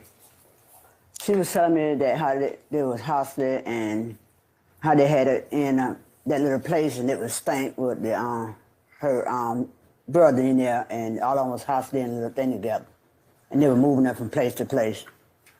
Did she understand? Did they understand what was happening to them at the time? No, because she said when they was, had drove, they was going through and a van, they was driving through and a van came up and hit them, and that's when they started shooting at the car, shooting inside the van or whatever, and I guess she said the other ones tried to run and they got shot at the same time. Yeah. Shahid and Zell and Eve, they all got shot at the same time, and she watched them die. And you helped to raise Shahid, right, who died. Can you tell us about him? Yes. I had his mother had passed away when he was like 15, and I had him ever since then. And Latavia, he was in the house, and so she took him as her brother, which is her cousin. But it's her brother and her cousin. It's my nephew and my son. And he was a good person. Mm-hmm. And no, I missed him. I love him, and nothing I wouldn't do for him. Were you watching? Did you see the video on the news? Yes. And what was going through your head when you saw it? What? A lot of bad stuff. Bad stuff. Amani? When they threw my daughter on that truck, that's where. Go on, Barbara. Sorry, you were Yes. saying what? You can tell that the children are restless, and they don't really, other than the older young lady to the far left, the two children, the young little boy and little black little girl, they're so young they don't know what's really going on. They may hear what's happening, but it doesn't mean that they have the mental ability to process it all.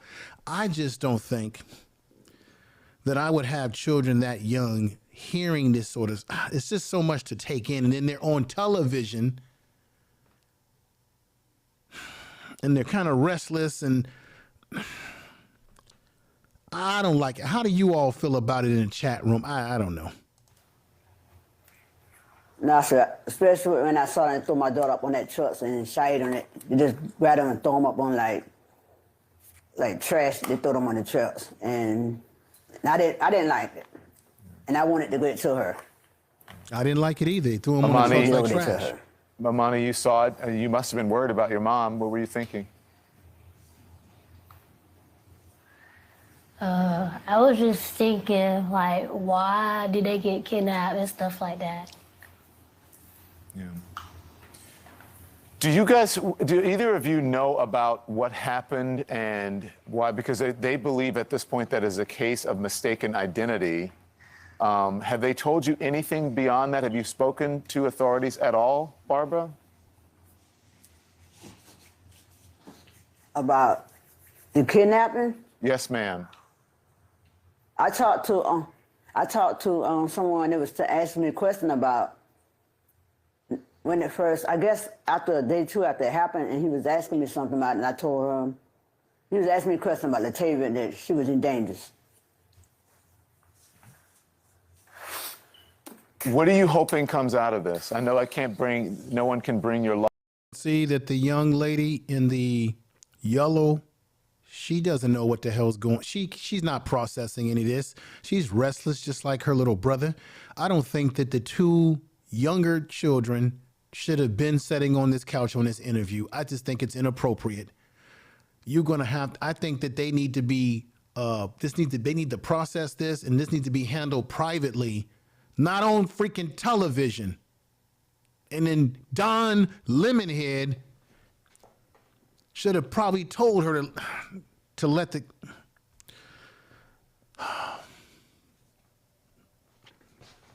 And CNN ain't gonna do a damn thing for these folks.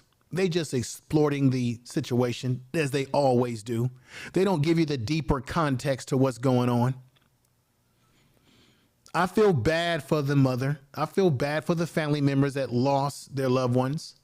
I feel bad for what happened to them. But I also want to say to black people, we got to beware. This is the thing. Black people should have the right to travel and go where we want to go. We should be able to do that without any harm coming to us or anybody. But black people, wherever we go in the world, we're usually a target. And there's no black and brown coalition. We don't have any agreement or understanding or brotherhood with those folks in Mexico.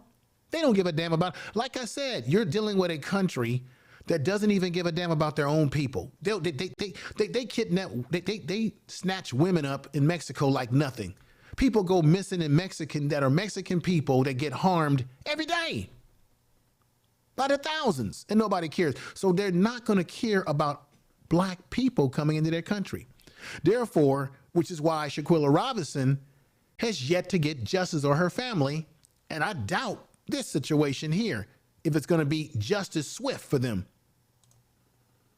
Loved ones back. But what are you hoping happens from here, Barbara? I hope they get all of them and put them all in jail. The one that did it. Tell the truth. Put all of them, every one of them that had something to do with it, I want them locked up. Yeah. Amani, have you had a chance to speak to your mom? Yes. What did you talk about? All I did was say hey and told her that I missed her, and I was ready for her to come home.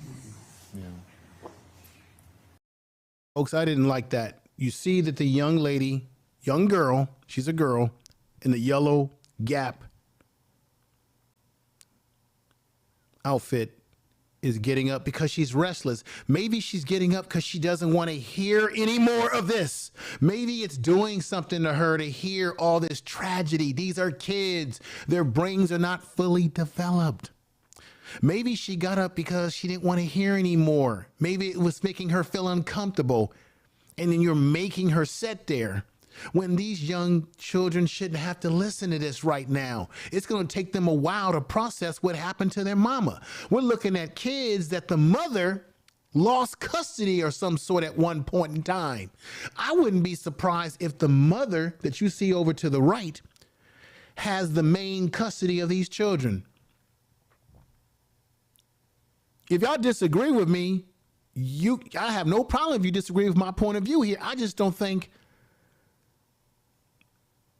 we don't think about that. We just think about when we have children, we just say, hey, do as I say, not as I do, just set your butt down. Maybe the child can't handle what they're hearing and don't want to hear it no more because it's affecting them emotionally. If y'all get what I'm saying, hit a 7 in the chat room. If you don't, I'm not holding nothing against anybody here. We all got free will in our own minds, but I don't like it. It's a bad look. Listen, it's on I don't. television. I can't begin to imagine when families go through situations like this and your whole life is sort of put on display in front of everyone. I know that is disconcerting, but to have someone die and then get on television and talk about it. At least members of your family, your mom and your daughter didn't die, but it's got to be tough for you. Can you explain, Barbara, what your family is going through at this moment? All I know is I know that this hurt, and that's all. This hurt because of what happened to Shahid, and which he died, and when they had kidnapped him. So I know this all hurt about everything. This is, Barbara, I understand the second time that your daughter went down to the area in Mexico for a medical procedure. Did she at any point before say that she felt unsafe about it? No, she didn't. Yeah. She didn't tell me nothing about it. She didn't. Listen, the CDC is warning against medical procedures outside of the country. They are calling it a level 4 warning, the State Department is. Do you have a message for other people who may be considering the same thing, Barbara?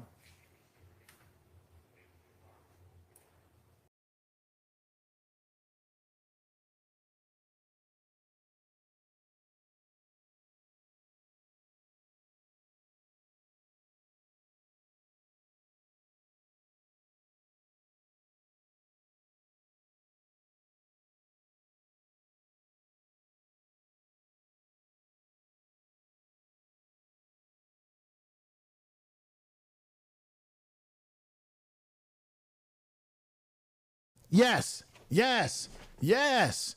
Thank you for saying that. Don Lemonhead should have rejected to the kids being present. They're too young to process this. Their older sister, she could probably process it a little better than them. That's why they wanted to get up. And why I thought my mic was up working, I wanted to shout some people out. I want to say shout out to JW.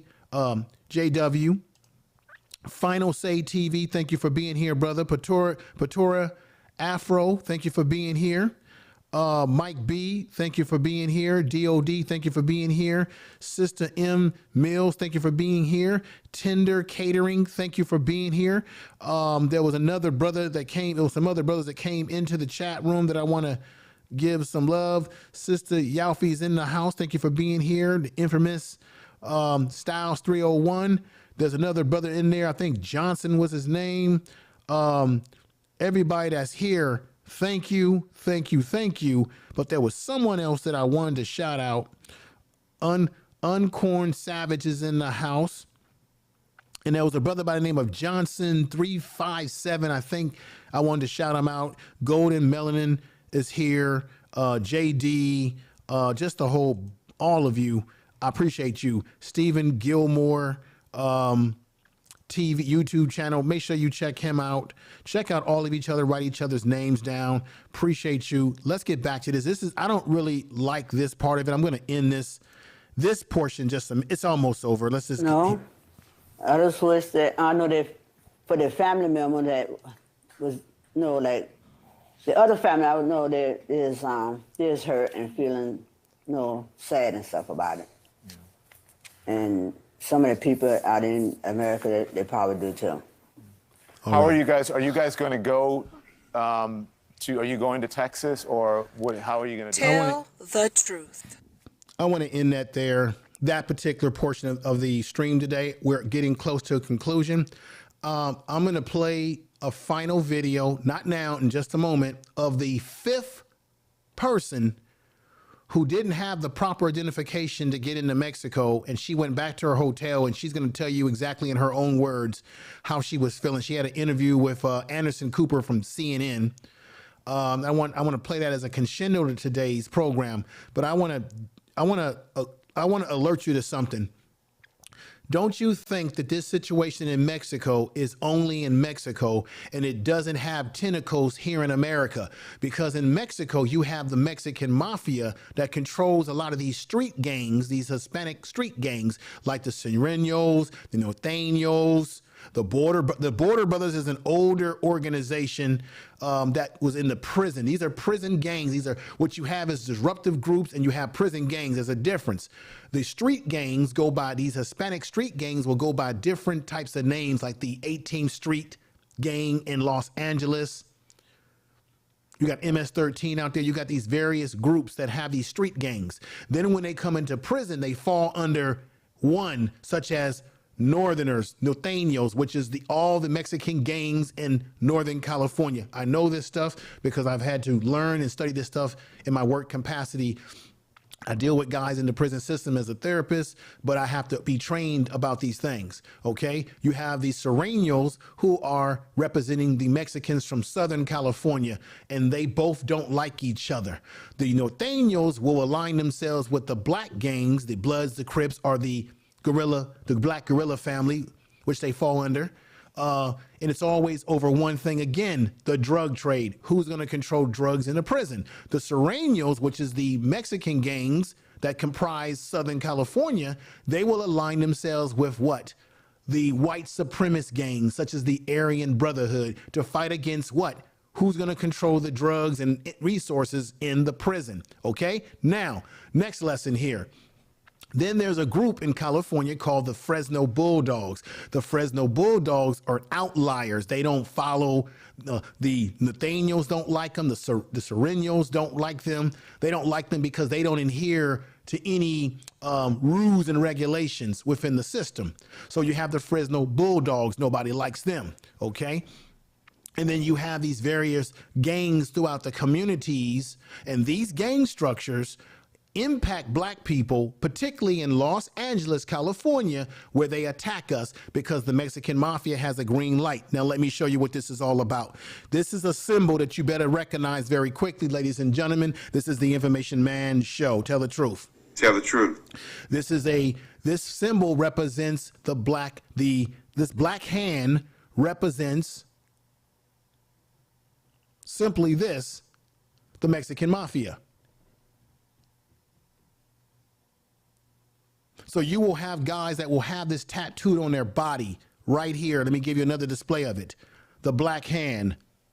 This is Mexican mafia stuff. This is stuff you need to learn. I've learned this stuff clearly.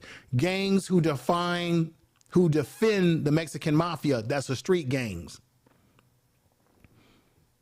Now, right there, he has Fresno across his body. That means he's a Fresno Bulldog. Now, I told you that the Norteños and the Serenos don't like these guys, but all these gangs will fall under one leadership faction, which is the Mexican mafia.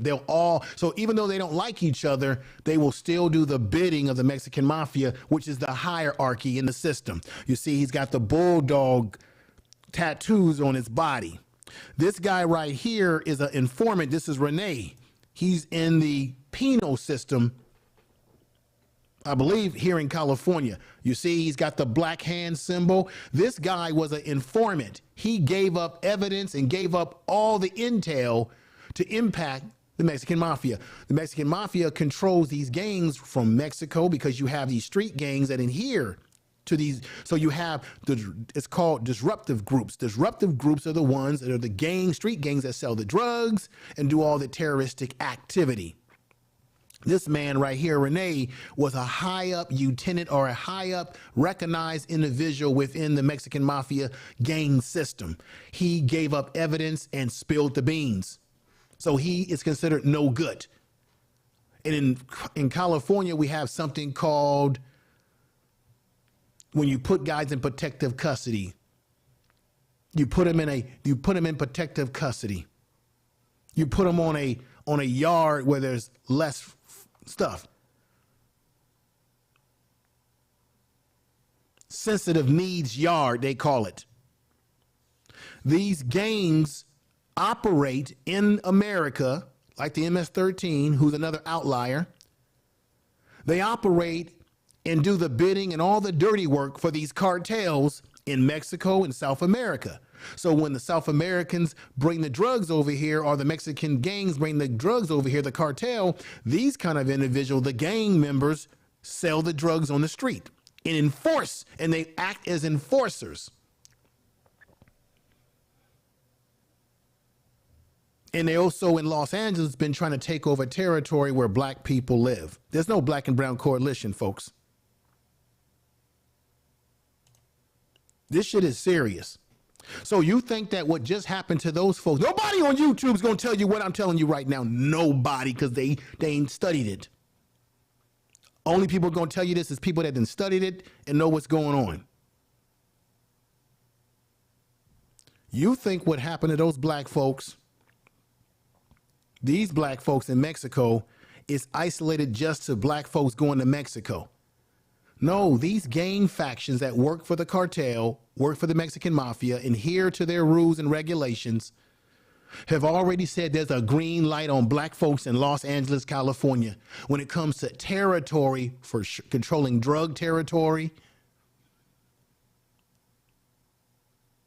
There's no black and brown coalition. That's the symbolism right there, the black hand. These tattoos you see on their body, you need to recognize these tattoos. Let me show you something else. This happened a couple of years ago, folks. Let me take that off of there. This happened a couple of years ago. Wednesday morning, 500 law enforcement officers took to the streets of Los Angeles County in search of Mexican Mafia gang members. The ripple effects could reach communities struggling to combat gangs. Why do you think we got all these gang problems in California and across the country? The ripple effect could reach communities struggling to combat gangs such as the Salinas in the Central Valley. Salinas in the Central Valley is in California. Central Valley is Central California. The operations was 4 years in the making and began on the cell block of LA County Jail. Those arrested during the operation, called Dirty Thirds, were among 83 suspected gang members charged by a federal grand jury in 2 indictments. The indictments detailed the power structure of Mexican Mafia in its violent exercise of authority over primary Latino street gangs. What did I just tell you? They authority over street gangs across the country. I know this shit. At my job, I work in mental health, but I'm required to learn these things. They teach because I'm dealing. You see these guys on the screen. See, a lot of people on YouTube talk about white supremacy, talk about gang stuff, and they talk. You see these guys on the screen here. I've actually been around these gang members in work capacity where I've talked to them. I've gone to their cell. I've had them in my groups. I've had to learn what the tattoos mean on their body. In the environment that I work in, I'm around guys like this. I know the mentality, not to mention the white supremacist groups. The white supremacist groups. I'm repeating that because a lot of people on YouTube talk about that, but they never even been around these type of people who actually exercise their hatred for us in real life. Some of the violence plays out on the street of northern gang strongholds such as the Salinas. In both locations, Norteños, as I told you before, rules the street. The clash comes when Southerners, Sureños, fight for a piece of the city, police said. And guess who's in the crossfires at? If black people are living in these communities where these street gangs are at, we get caught in the crossfires of this as well. Gangsters on the streets like Sureños provide for those in prison like the R.J. Donovan Correctional Facility near San Diego. However, Sureños have moved more than Northerners have moved south. These are things you need to understand, ladies and gentlemen. Tell the truth. So when you say, hey, that's just an isolated situation where those black people went to the border, the gang structures that work for these cartels and the Mexican mafia, they're on our streets of America. MS-13 is spreading itself all over the country. These are things we gotta recognize.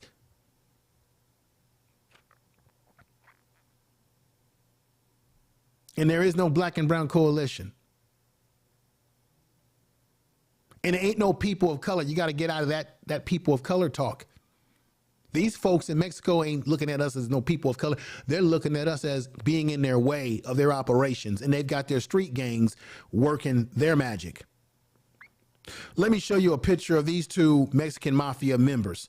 These guys right here, these guys were part of a Orange County faction of this Mexican mafia gang structure. These two dudes were rivals fighting for who's going to control that particular part of Southern California, Orange County. These pictures are real inmates. I see guys like this all the time in my own personal profession.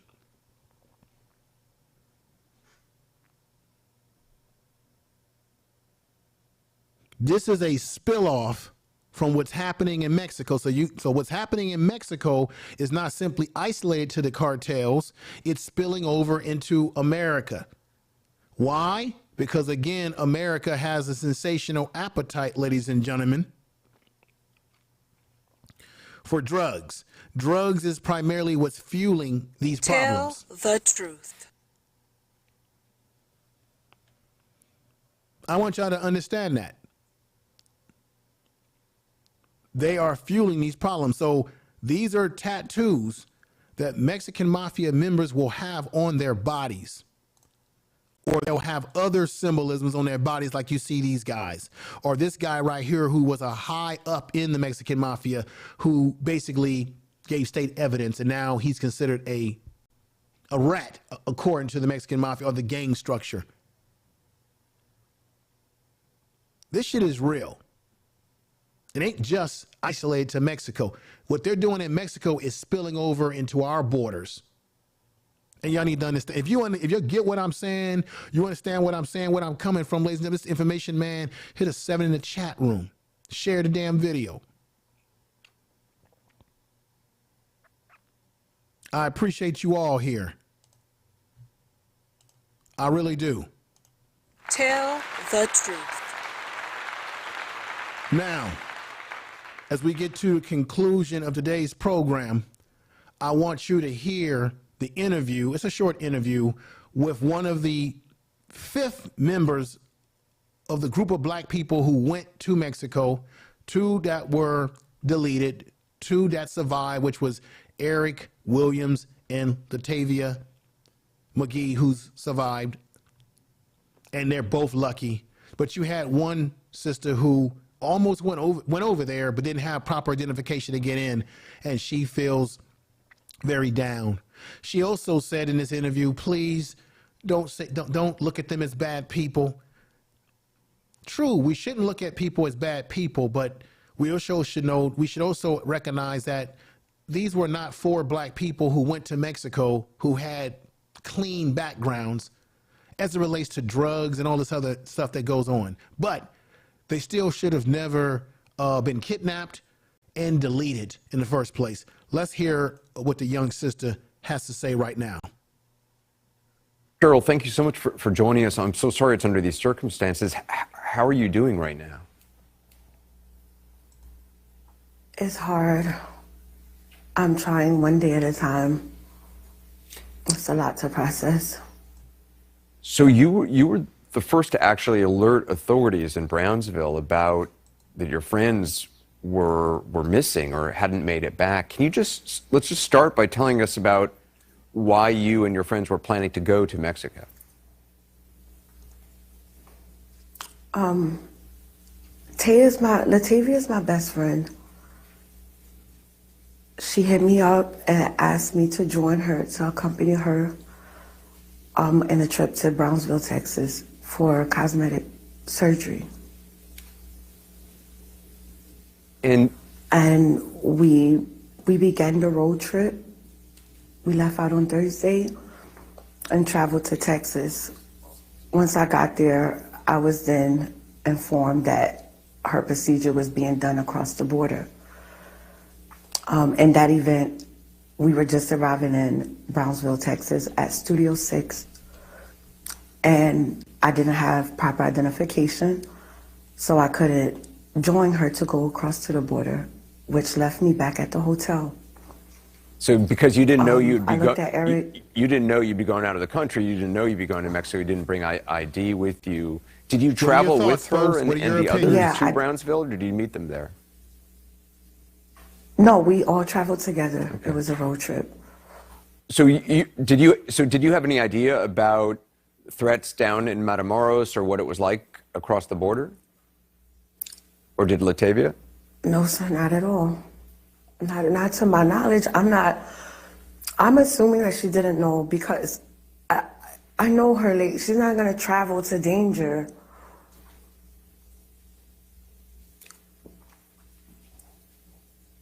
Did you actually try to cross the border with them and were turned away, or did you just realize before even trying that you didn't have ID? No, she told me that when I told her. She may not have wanted to travel to danger, but the fact of the matter is when you go to any border area of Mexico off the beacon path, you are by default driving yourself into danger when you are a non-citizen of a country that you don't know really that much about. And there were already warnings. This is why you gotta use critical thinking skills. You gotta read news. You gotta find out where you are going. It's just like when you take a trip anywhere in the world, you want to do research about the place that you're going and know what are the danger zones. Elise didn't have my ID with me. They dropped me off at the hotel and said that they would return in 15 minutes. That's why I was so worried and in fear because it didn't seem right. 15 minutes had gone by. They were not there. So how long did you wait after 15 minutes? I mean, it must have been agonizing. When they dropped me off at the hotel, I had got into the shower. I showered and I laid on the bed. I think I was exhausted from, the long hours, the long ride. So I ended up falling asleep. I woke up and it was already 5 o'clock in the afternoon. Let me say peace and love to Kitty G in the house saying, who travels with no ID? I'm so glad that you said that. That to me doesn't make any sense. You're absolutely right. Who travels without ID? Look, when you travel, especially a country that needs a passport, it's my passport, you need to recognize that you need your passport if the country requires you to have a passport. You need ID. You need all these things because if you get caught up in a pickle, nobody's going to know who you are. What if you get... maybe I'm old. Maybe this is this generation. They doing things different. I'm a 53-year-old man, so maybe I'm talking like a damn father, and I don't have the brain of an immature young person who making reckless decisions. Anyway, maybe I'm wrong. Y'all tell me. So from 9 to 5, I went down to the office, the clerk in the hotel, and I asked him, had my friends come back. What's going on, or Brother attempted Robert? to, you know, come in and Brother out the Robert hotel, H. come back to the hotel. And JW? And he told me no. So I called my boyfriend, I called Tay's brother, and I said, something's not right, and I text my roommate. Thank you for saying that, Brother Tommy. She said she never planned to go to Mexico. That's right. She didn't think that they were going that. Let's hear it. Let's hear it. Let's hear it. Thank you, brother. I said, something's not right.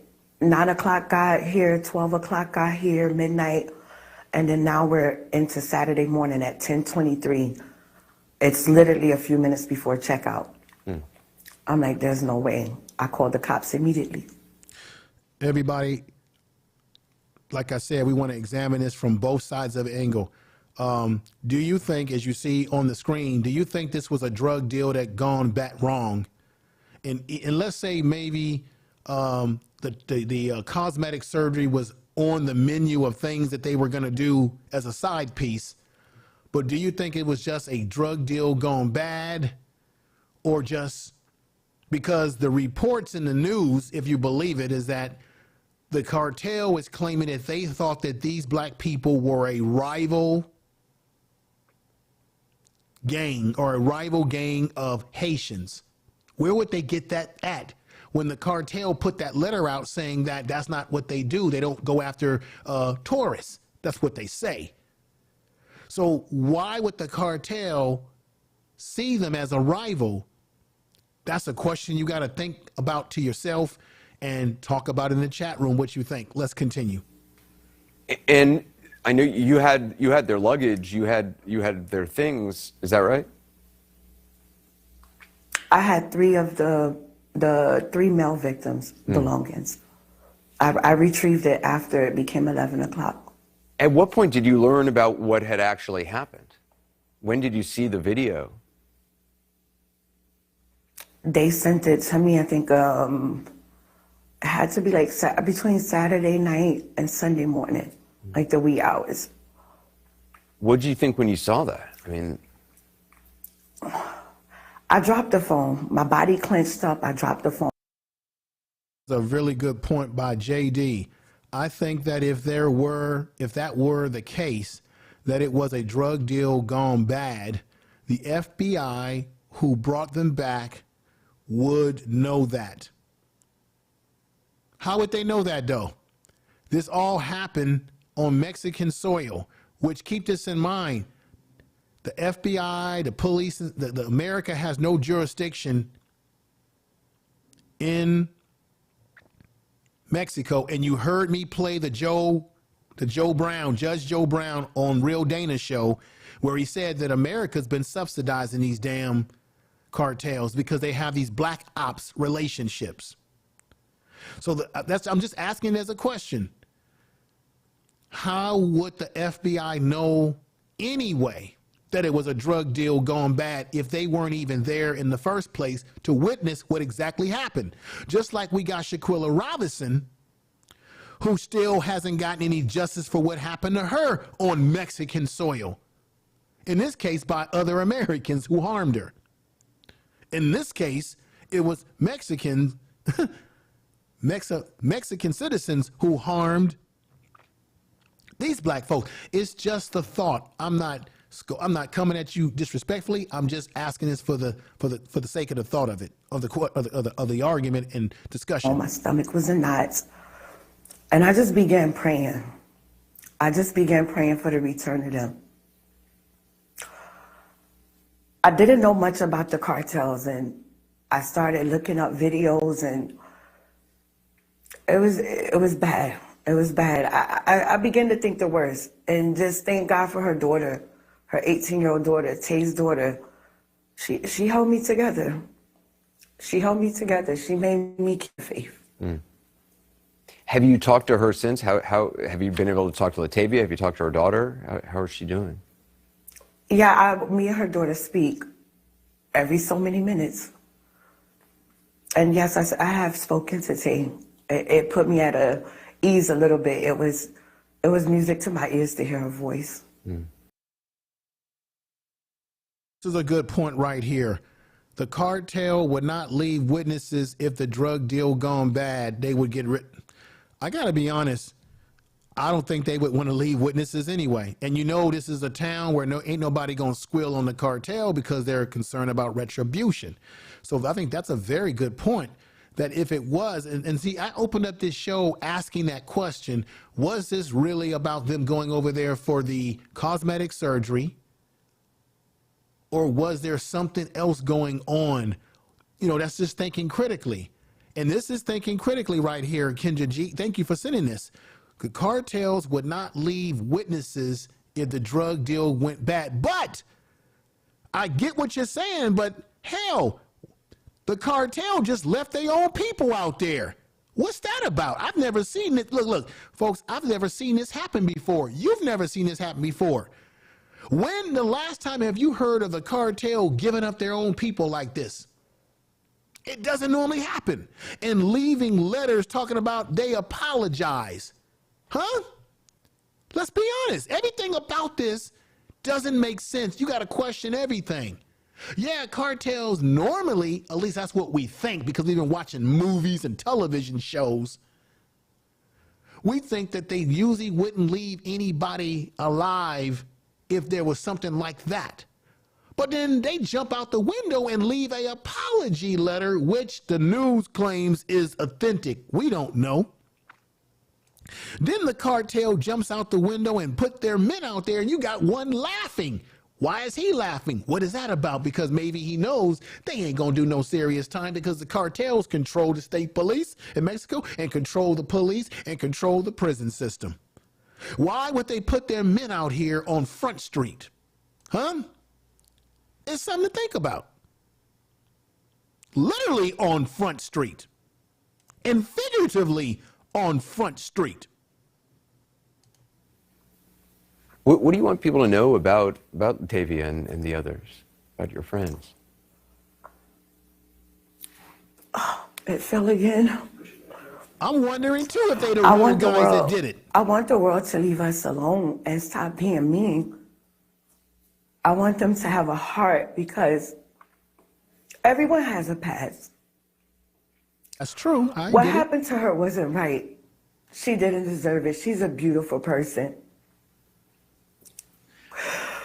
When I spoke to Latavia yesterday, she said, thank you. She told me thank you and said she was worried about her. This lady was facing death damn near. And she said, I was worried about you. She said she was worried about you. I love her. She's the best. Right? Wow. She's a beautiful. Tell the truth. Ladies and gentlemen, before I end this, we have a few things to talk about here before I end this stream today, and I appreciate you all in the chat room, everyone that's come out, showed out, and expressed themselves, but we got a few things to talk about. There's something that does not add up about this situation. People are making very good points. The cartel wouldn't leave anybody alive if it was a drug deal gone bad. That's at least what we think. And as I said before, I've never in my life heard of a cartel apologizing, leaving their men on the streets out there to be apprehended. Have you? Has anything ever been documented like this before? Something's not right. Then we've had people in the chat room that are saying, are they the real people? Because I think Joe Brown said this. Do I need to play that, just a little bit of that again? Just a little bit of that again. There is no basis for an American extradition because no crime was committed on American soil. We don't have a connection with it.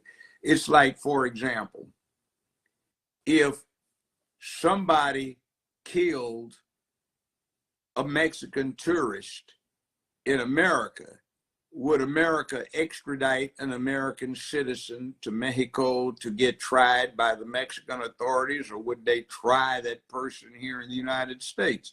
Answer, they try the person here in the United States. I don't know where some of these folk get the idea that we can just come in and run roughshod over This is everybody and Judge Joe take Brown. over their law. See, we don't have any jurisdiction in Mexico. And this whole dodge about we want to declare these groups to be terrorist organizations, well, we've been subsidizing them for a long time. Said we've been subsidizing them for a long time, all the way back to Ronald Reagan, Contra scandal. And the United States has black operations where they've had to work. They have actually worked with some of these cartels. Even in Colombia, when you had Escobar, you had the United States CIA and all these operatives working with these drug kingpins. You see, he's speaking truth. And there are various reasons why, from raising funds for black ops, which means those things that were supposed to be directed toward fighting commies and now international terrorism and all of that other. Tell the You see what he's saying? So let's figure this out here. Are these the real guys that did this? Or are they laughing? As you can see, this guy's laughing here because they are saying, hey, we ain't the real guys, or we're not going to be doing any serious time. Let's look at the guy in the red shirt. He's got a little bit of a smirk on his face, too.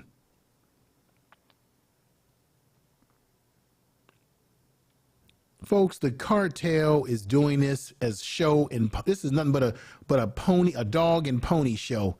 The cartel is running interference in manipulation by telling these guys to go out there, lay on your butt, turn yourself in, knowing that they're not going to be tried by an American court. They're going to be under the jurisdiction of a Mexican government or Mexican law enforcement, which the cartel controls. As I said earlier in the show. Don't forget, Shaquilla Robinson still has yet to get justice out of Mexico. Okay? Let's tell the truth and stop, playing around here. Shame the devil. Tell the truth. Let's see what people are saying here. Creed says this is the same weird stuff going on. Right, Creed. It's all a joke. Well, let me just say this.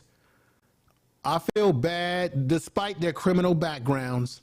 I feel bad that you had two brothers that are no longer here. They've been deleted. I feel bad despite Latavia's shortcomings with her kids and stuff and her background. She still didn't, as her friend said on that interview with Anderson Cooper, she didn't deserve what happened to her. Not at all. Eric Williams, the other brother who survived and was in the hospital, he's got family. I think he's got kids. Despite his background with cocaine and all this other stuff he was doing, he didn't deserve what happened to him. They didn't deserve what happened to them. Nobody deserves this. But you got to be more intelligent to realize that you're going into another country with people that don't know you. You're going into their border towns, which are dangerous. You're bringing cash, you're bringing debit cards, you're bringing all these things that they're watching Americans come into border towns. A border town is not the same as being on your quote-unquote vacation where you're going to the tourist spots. I know because I've been over there a few times, touristing. Not going to border towns by myself or with a group of my friends talking about we're going to go get some cosmetic surgeries. Or we're going to go into an area that's known to be gang. When I went to Mexico, people in Mexico told me that where the cartels tend to be. And when you go on these tours in these other countries, they're not taking you into these cartel areas.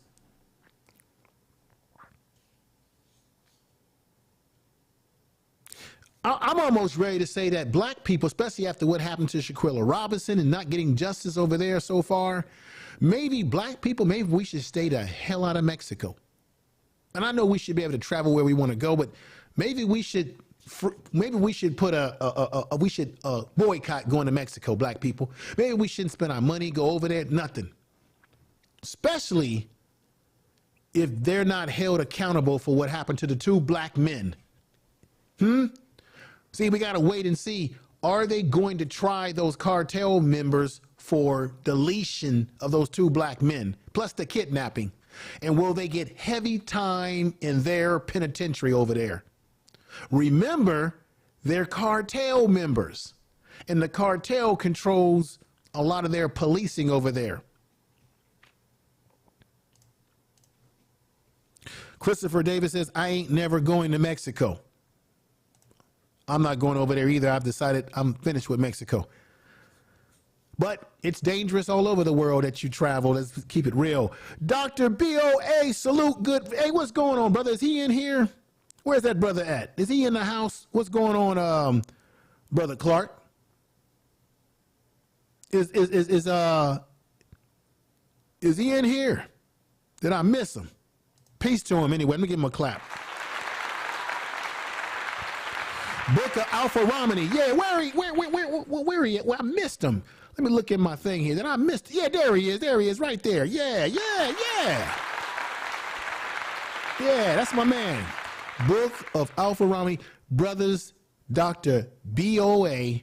Especially if you're a black man, go on and subscribe to his channel. Check him out. He's going to hip you to a lot of knowledgeable things. Very knowledgeable brother. Very intelligent brother. A well-spoken brother, tells it like it is, doesn't cut any corners. Check him out. Got a big channel over there. Go and check him out. Thank you for the $25 super chat, brother. I appreciate that. Best social commentary channel on the platform. Thank you, brother. And as a result of that, my dear brother, BOA, now it's time for the super chat celebration for you, brother. Here we go. Thank you for the super chat. Time to run it all. Thank you for the super chat. I wake up, flex, thumb down now. Check, no drip is wet. Time to run it all. No sleep, no rest. Might crash, might wreck. But first I stretch. Time to run it all. I wake up, flex, thumb down now. Check, no drip is wet. Time to run it all. No sleep, no rest. Might crash, might wreck. But first I stretch. Time to run it all. 9 out of 10 roll through my hands, I'm by my lonely. Turned to a savage, now my baby wants to hold me. I love my fans, don't need no friends, I got my homies. Thought I could trust you, I find out you tried to zone me. I'm number 1 up on that court, I'm Nick McGrady. The first one in, the last one out, can't call me lazy. Put in my hours, send the invoice and they pay me. I need 6 rings like MJ and Tom Brady. I wake up, flex, thumb down now. Check, no drip is wet. Time to run it on. Tell the truth. Thank you, dear brother. Thank you very much for that super chat and support. Make sure y'all check out his channel, especially you brothers out there, because he really has a lot of wisdom in the way he speaks, and he tells the truth always, just like that. Tell the truth. I'm going to keep doing what I'm doing over here, giving you the best social commentary that you can get in the business. Now, let's go ahead and continue to read your chats as I get ready to conclude today's program. But let's go in here and hear what the rest of folks are saying, because this is a trip. It's a trip. Peace, big brother. This is brother George Macomb, Street Media TV. That's George Macomb, everybody. Make sure you subscribe to his channel. He's in Philadelphia. He runs the Urban Nerds Worldwide. He's going to expand that. You can support his mission with working with the youth in the community, STEM, science, mentoring, getting them out of their regular environments that they're in and letting them see other things in the world. But the most importantly is that you have black men like George who are letting young brothers see a different alternative away from prison, drugs, and all the other ills that can befall many of our youth. So you can go over to his website and you can put in your Google right now, Urban Nerds Worldwide. Unlike other people, he actually has it's actually a nonprofit, and it is tax-free writable. You get a tax benefit. And if you purchase, give him $5, $6, $7, or buy some of his t-shirts and his merch that has the Urban Nerds logo and it's beautiful stuff, you're actually supporting what he's doing, and you also will get a tax write-off on your taxes because you're donating to a legitimate non-profit organization. So shout out to brother George Makem of Street Media TV. Yes.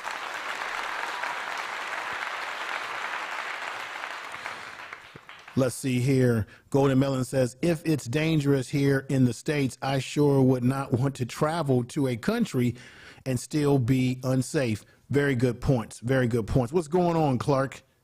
Thank you for coming in, Clark. Let's see. What do we have going on here as I get ready to conclude today? We got Allison Angel says, the cartels have spoken. Black poor ninjas keep out of our country trying to score. Hey, like I said, I've already brought it up. I have on good intel. There has been a green light on black folks from the Mexican mafia coming, particularly as it relates to the Los Angeles area. That I know that for a fact. I have inside information on it. It's a fact because I understand the gang structures in California. And they're serious. And like I said, what's happening in Mexico actually spills over in America with their gang structures. And I went over that with you earlier, not to belabor that point. Patora Afro says, no, thank you. I do not need to eat at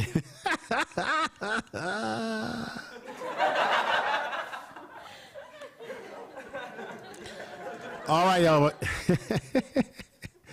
All right, y'all. I'm going to get ready to get on out of here and put a crescendo on the program today. DOD, a view is a view. Good to see you over here, my good sister. I see you. A view is a view.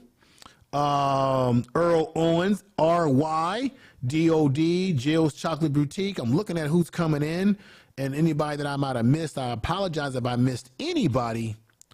I don't mean to do that at all. Let me see what a view for a view is saying here. She says, thumbs up and share. This was a great topic. We need to be careful. Yeah, we need to be careful. That's all I'm warning.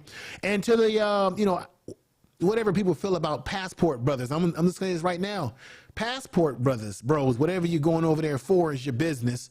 You better be careful too, because you're going into countries that have rules and regulations, and they have factions of gangs in some of those countries too.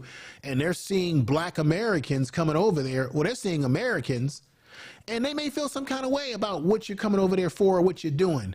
Okay, they may feel some kind of way, and don't think that they may not try to get a lick off of you as well. So no matter who you are, whether it's Passport Bros or Family Vacation, in general, you have to be very, very careful. Should I remind you again the report that I played earlier in the program?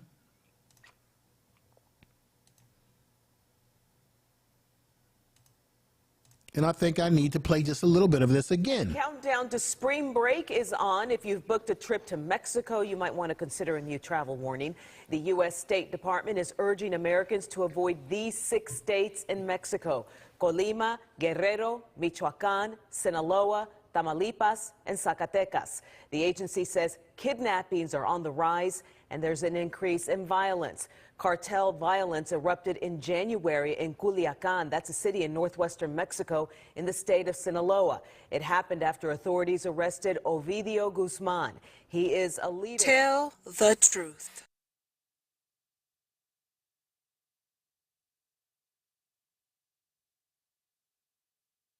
I got a passport, and I'm not going to go traveling and be foolish about it. I'm going to use some common sense about it, right? So I thank you all for being here. I want you to share this video in your social media, your Twitter, your Facebook page, any groups that you're a part of that would get something out of this. If you're a content creator, thank you. Share this in your community tab if you could. I would appreciate that. It helps to grow the channel. Tell people about the channel if you have not done so. And if you are new here and you just discovered this channel for the first time, why don't you go ahead and do this? You are listening to Information Man. Please make sure to subscribe to his channel. I would appreciate that. Thank you very much, everybody.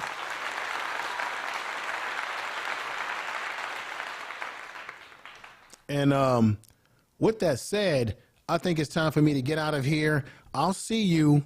How do I always do this, folks? I will see you all very soon. Put this up here. I'll see you very soon, ladies and gentlemen, on these YouTube streets once more. Thank you for being here. You have a great evening. Wherever you are, this is the Information Man Show, the Information Experience. And we're going to get on out of here. Share the video. I hope you got something out of this video today. I'm trying to say that let me see something. I want to make sure that I didn't leave. I hate doing videos like this and feeling like I left something important out. And I'm looking at my thing and I didn't leave anything out important. But hey, I want y'all to see this one more time when the police also stopped them and was trying to get $1,500 out of them. Listen. That's crazy. They're trying to hustle us. We ain't got no drugs in the car, and they trying to make us pay $1,500. I'm not. I'm drugs in there, sir. He's checking their belongings. She said, we got no drugs in there, sir. OMG. That's my. I don't have any drugs, so. I can give you what I have. I don't have. Did you hear that? The truth. She said, I can give you what I have. Those police are corrupt over there, looking for briberies. She said that they were asking for $1,500. I believe it. I believe it. And they're out there at night getting stopped by and nobody can speak Spanish. And I'm not saying that they should have been harmed. No harm should come to anybody, but I'm sorry you're not in America. Now look, folks, it's a damn shame. Even in America, as a black person, you can be susceptible to being harmed by a police officer. We've been seeing it constantly going on. And then you go over to Mexico and same thing, you get stopped by the police. And over there, it's different because they can look through your stuff and they can start asking you for money. And as you heard her saying, I can give you this. Listen to this again. What you say? No, sorry. No. What happened? No, see. What you say?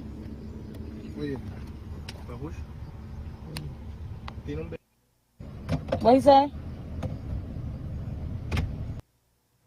Listen to this part right here. What you say? I don't have any drugs, so. I can give you what I have. I can give you what I have. Why would you have to tell a law enforcement officer that I can give you what I have? That's because those police that were stopping them and checking their belongings, it was a shakedown. They're targeting Americans, and if you're black, they definitely gonna target you too. I would stay away from these places personally. I want to say this again. They weren't in a tourist area of Mexico. They're in the outskirts somewhere. Very dangerous. I wouldn't take a chance on it either. And the young lady that spoke to Anderson, this young lady right here,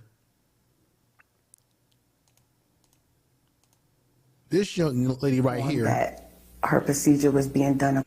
This young lady right here you see talking, she's lucky to be alive herself or lucky not to be harmed because it was a good thing that she didn't have the proper identification to go over there with them. You see what I'm saying? Tell the truth. So with that said, everybody take care. I love you. Thank you for supporting the program. This is the Information Man Show, and I'm out of here. Peace, everybody.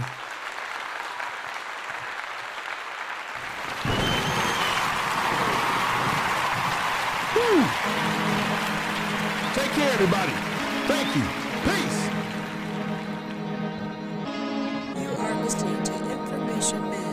please make sure to subscribe to his channel. Peace, everybody.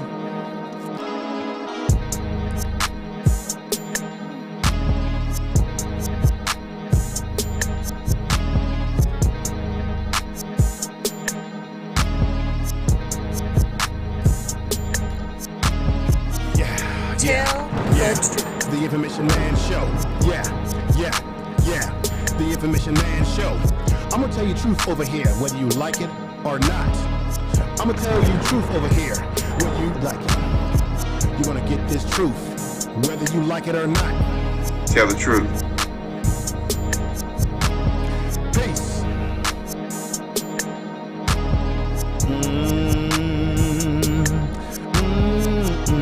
Yeah, baby.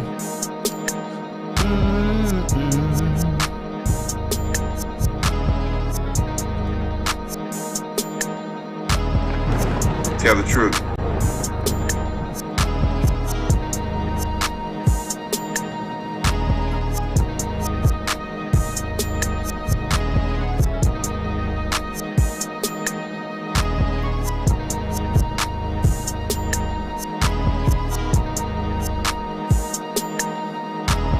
Tell the truth.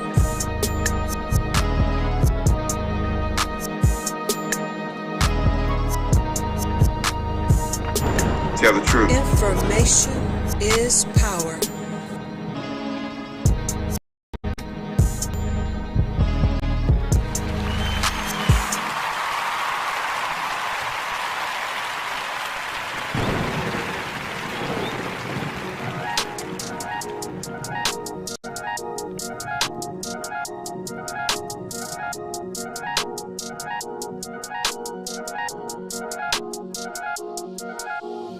Tell the truth.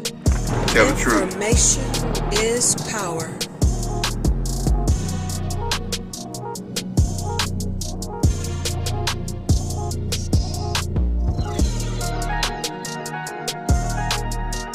Information is power.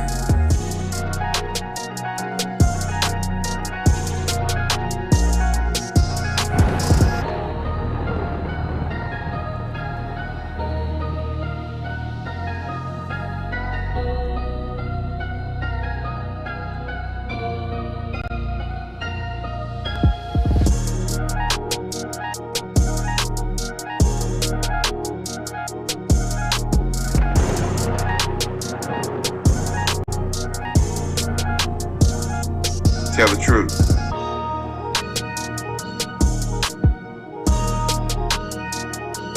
Tell the truth.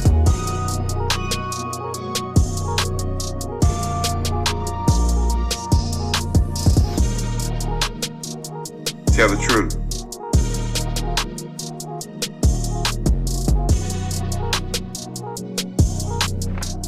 Tell the truth. Information is power.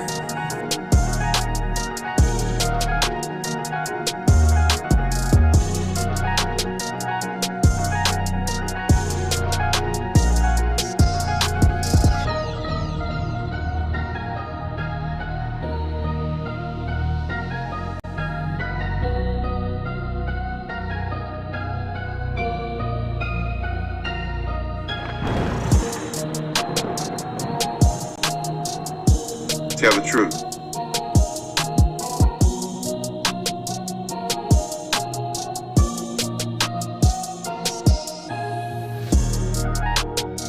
You are now tuned to BS3 Network. BS3 Network, changing the way you watch TV. BS3 Network is now on Roku TV under BS3 TV. Download today.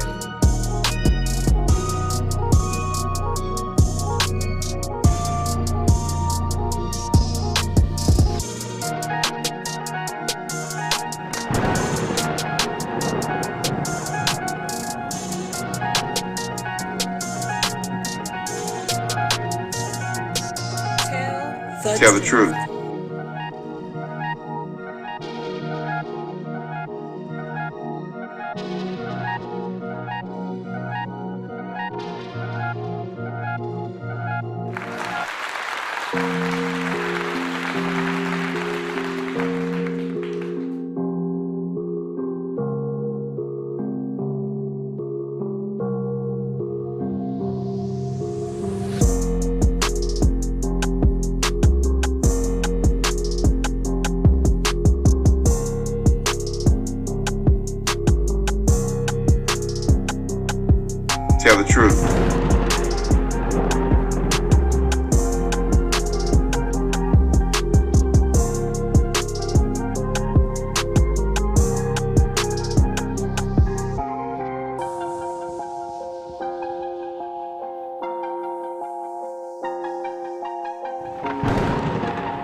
Information is power.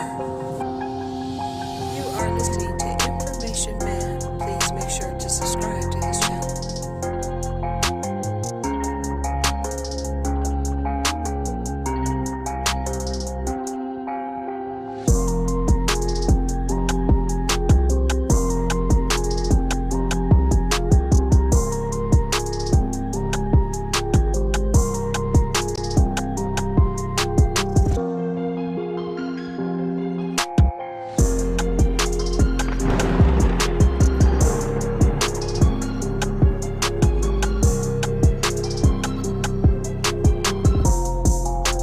Information is power.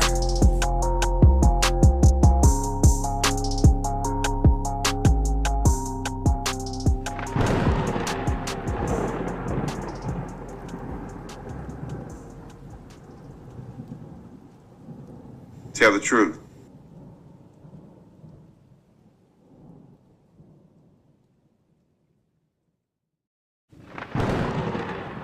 Information is power.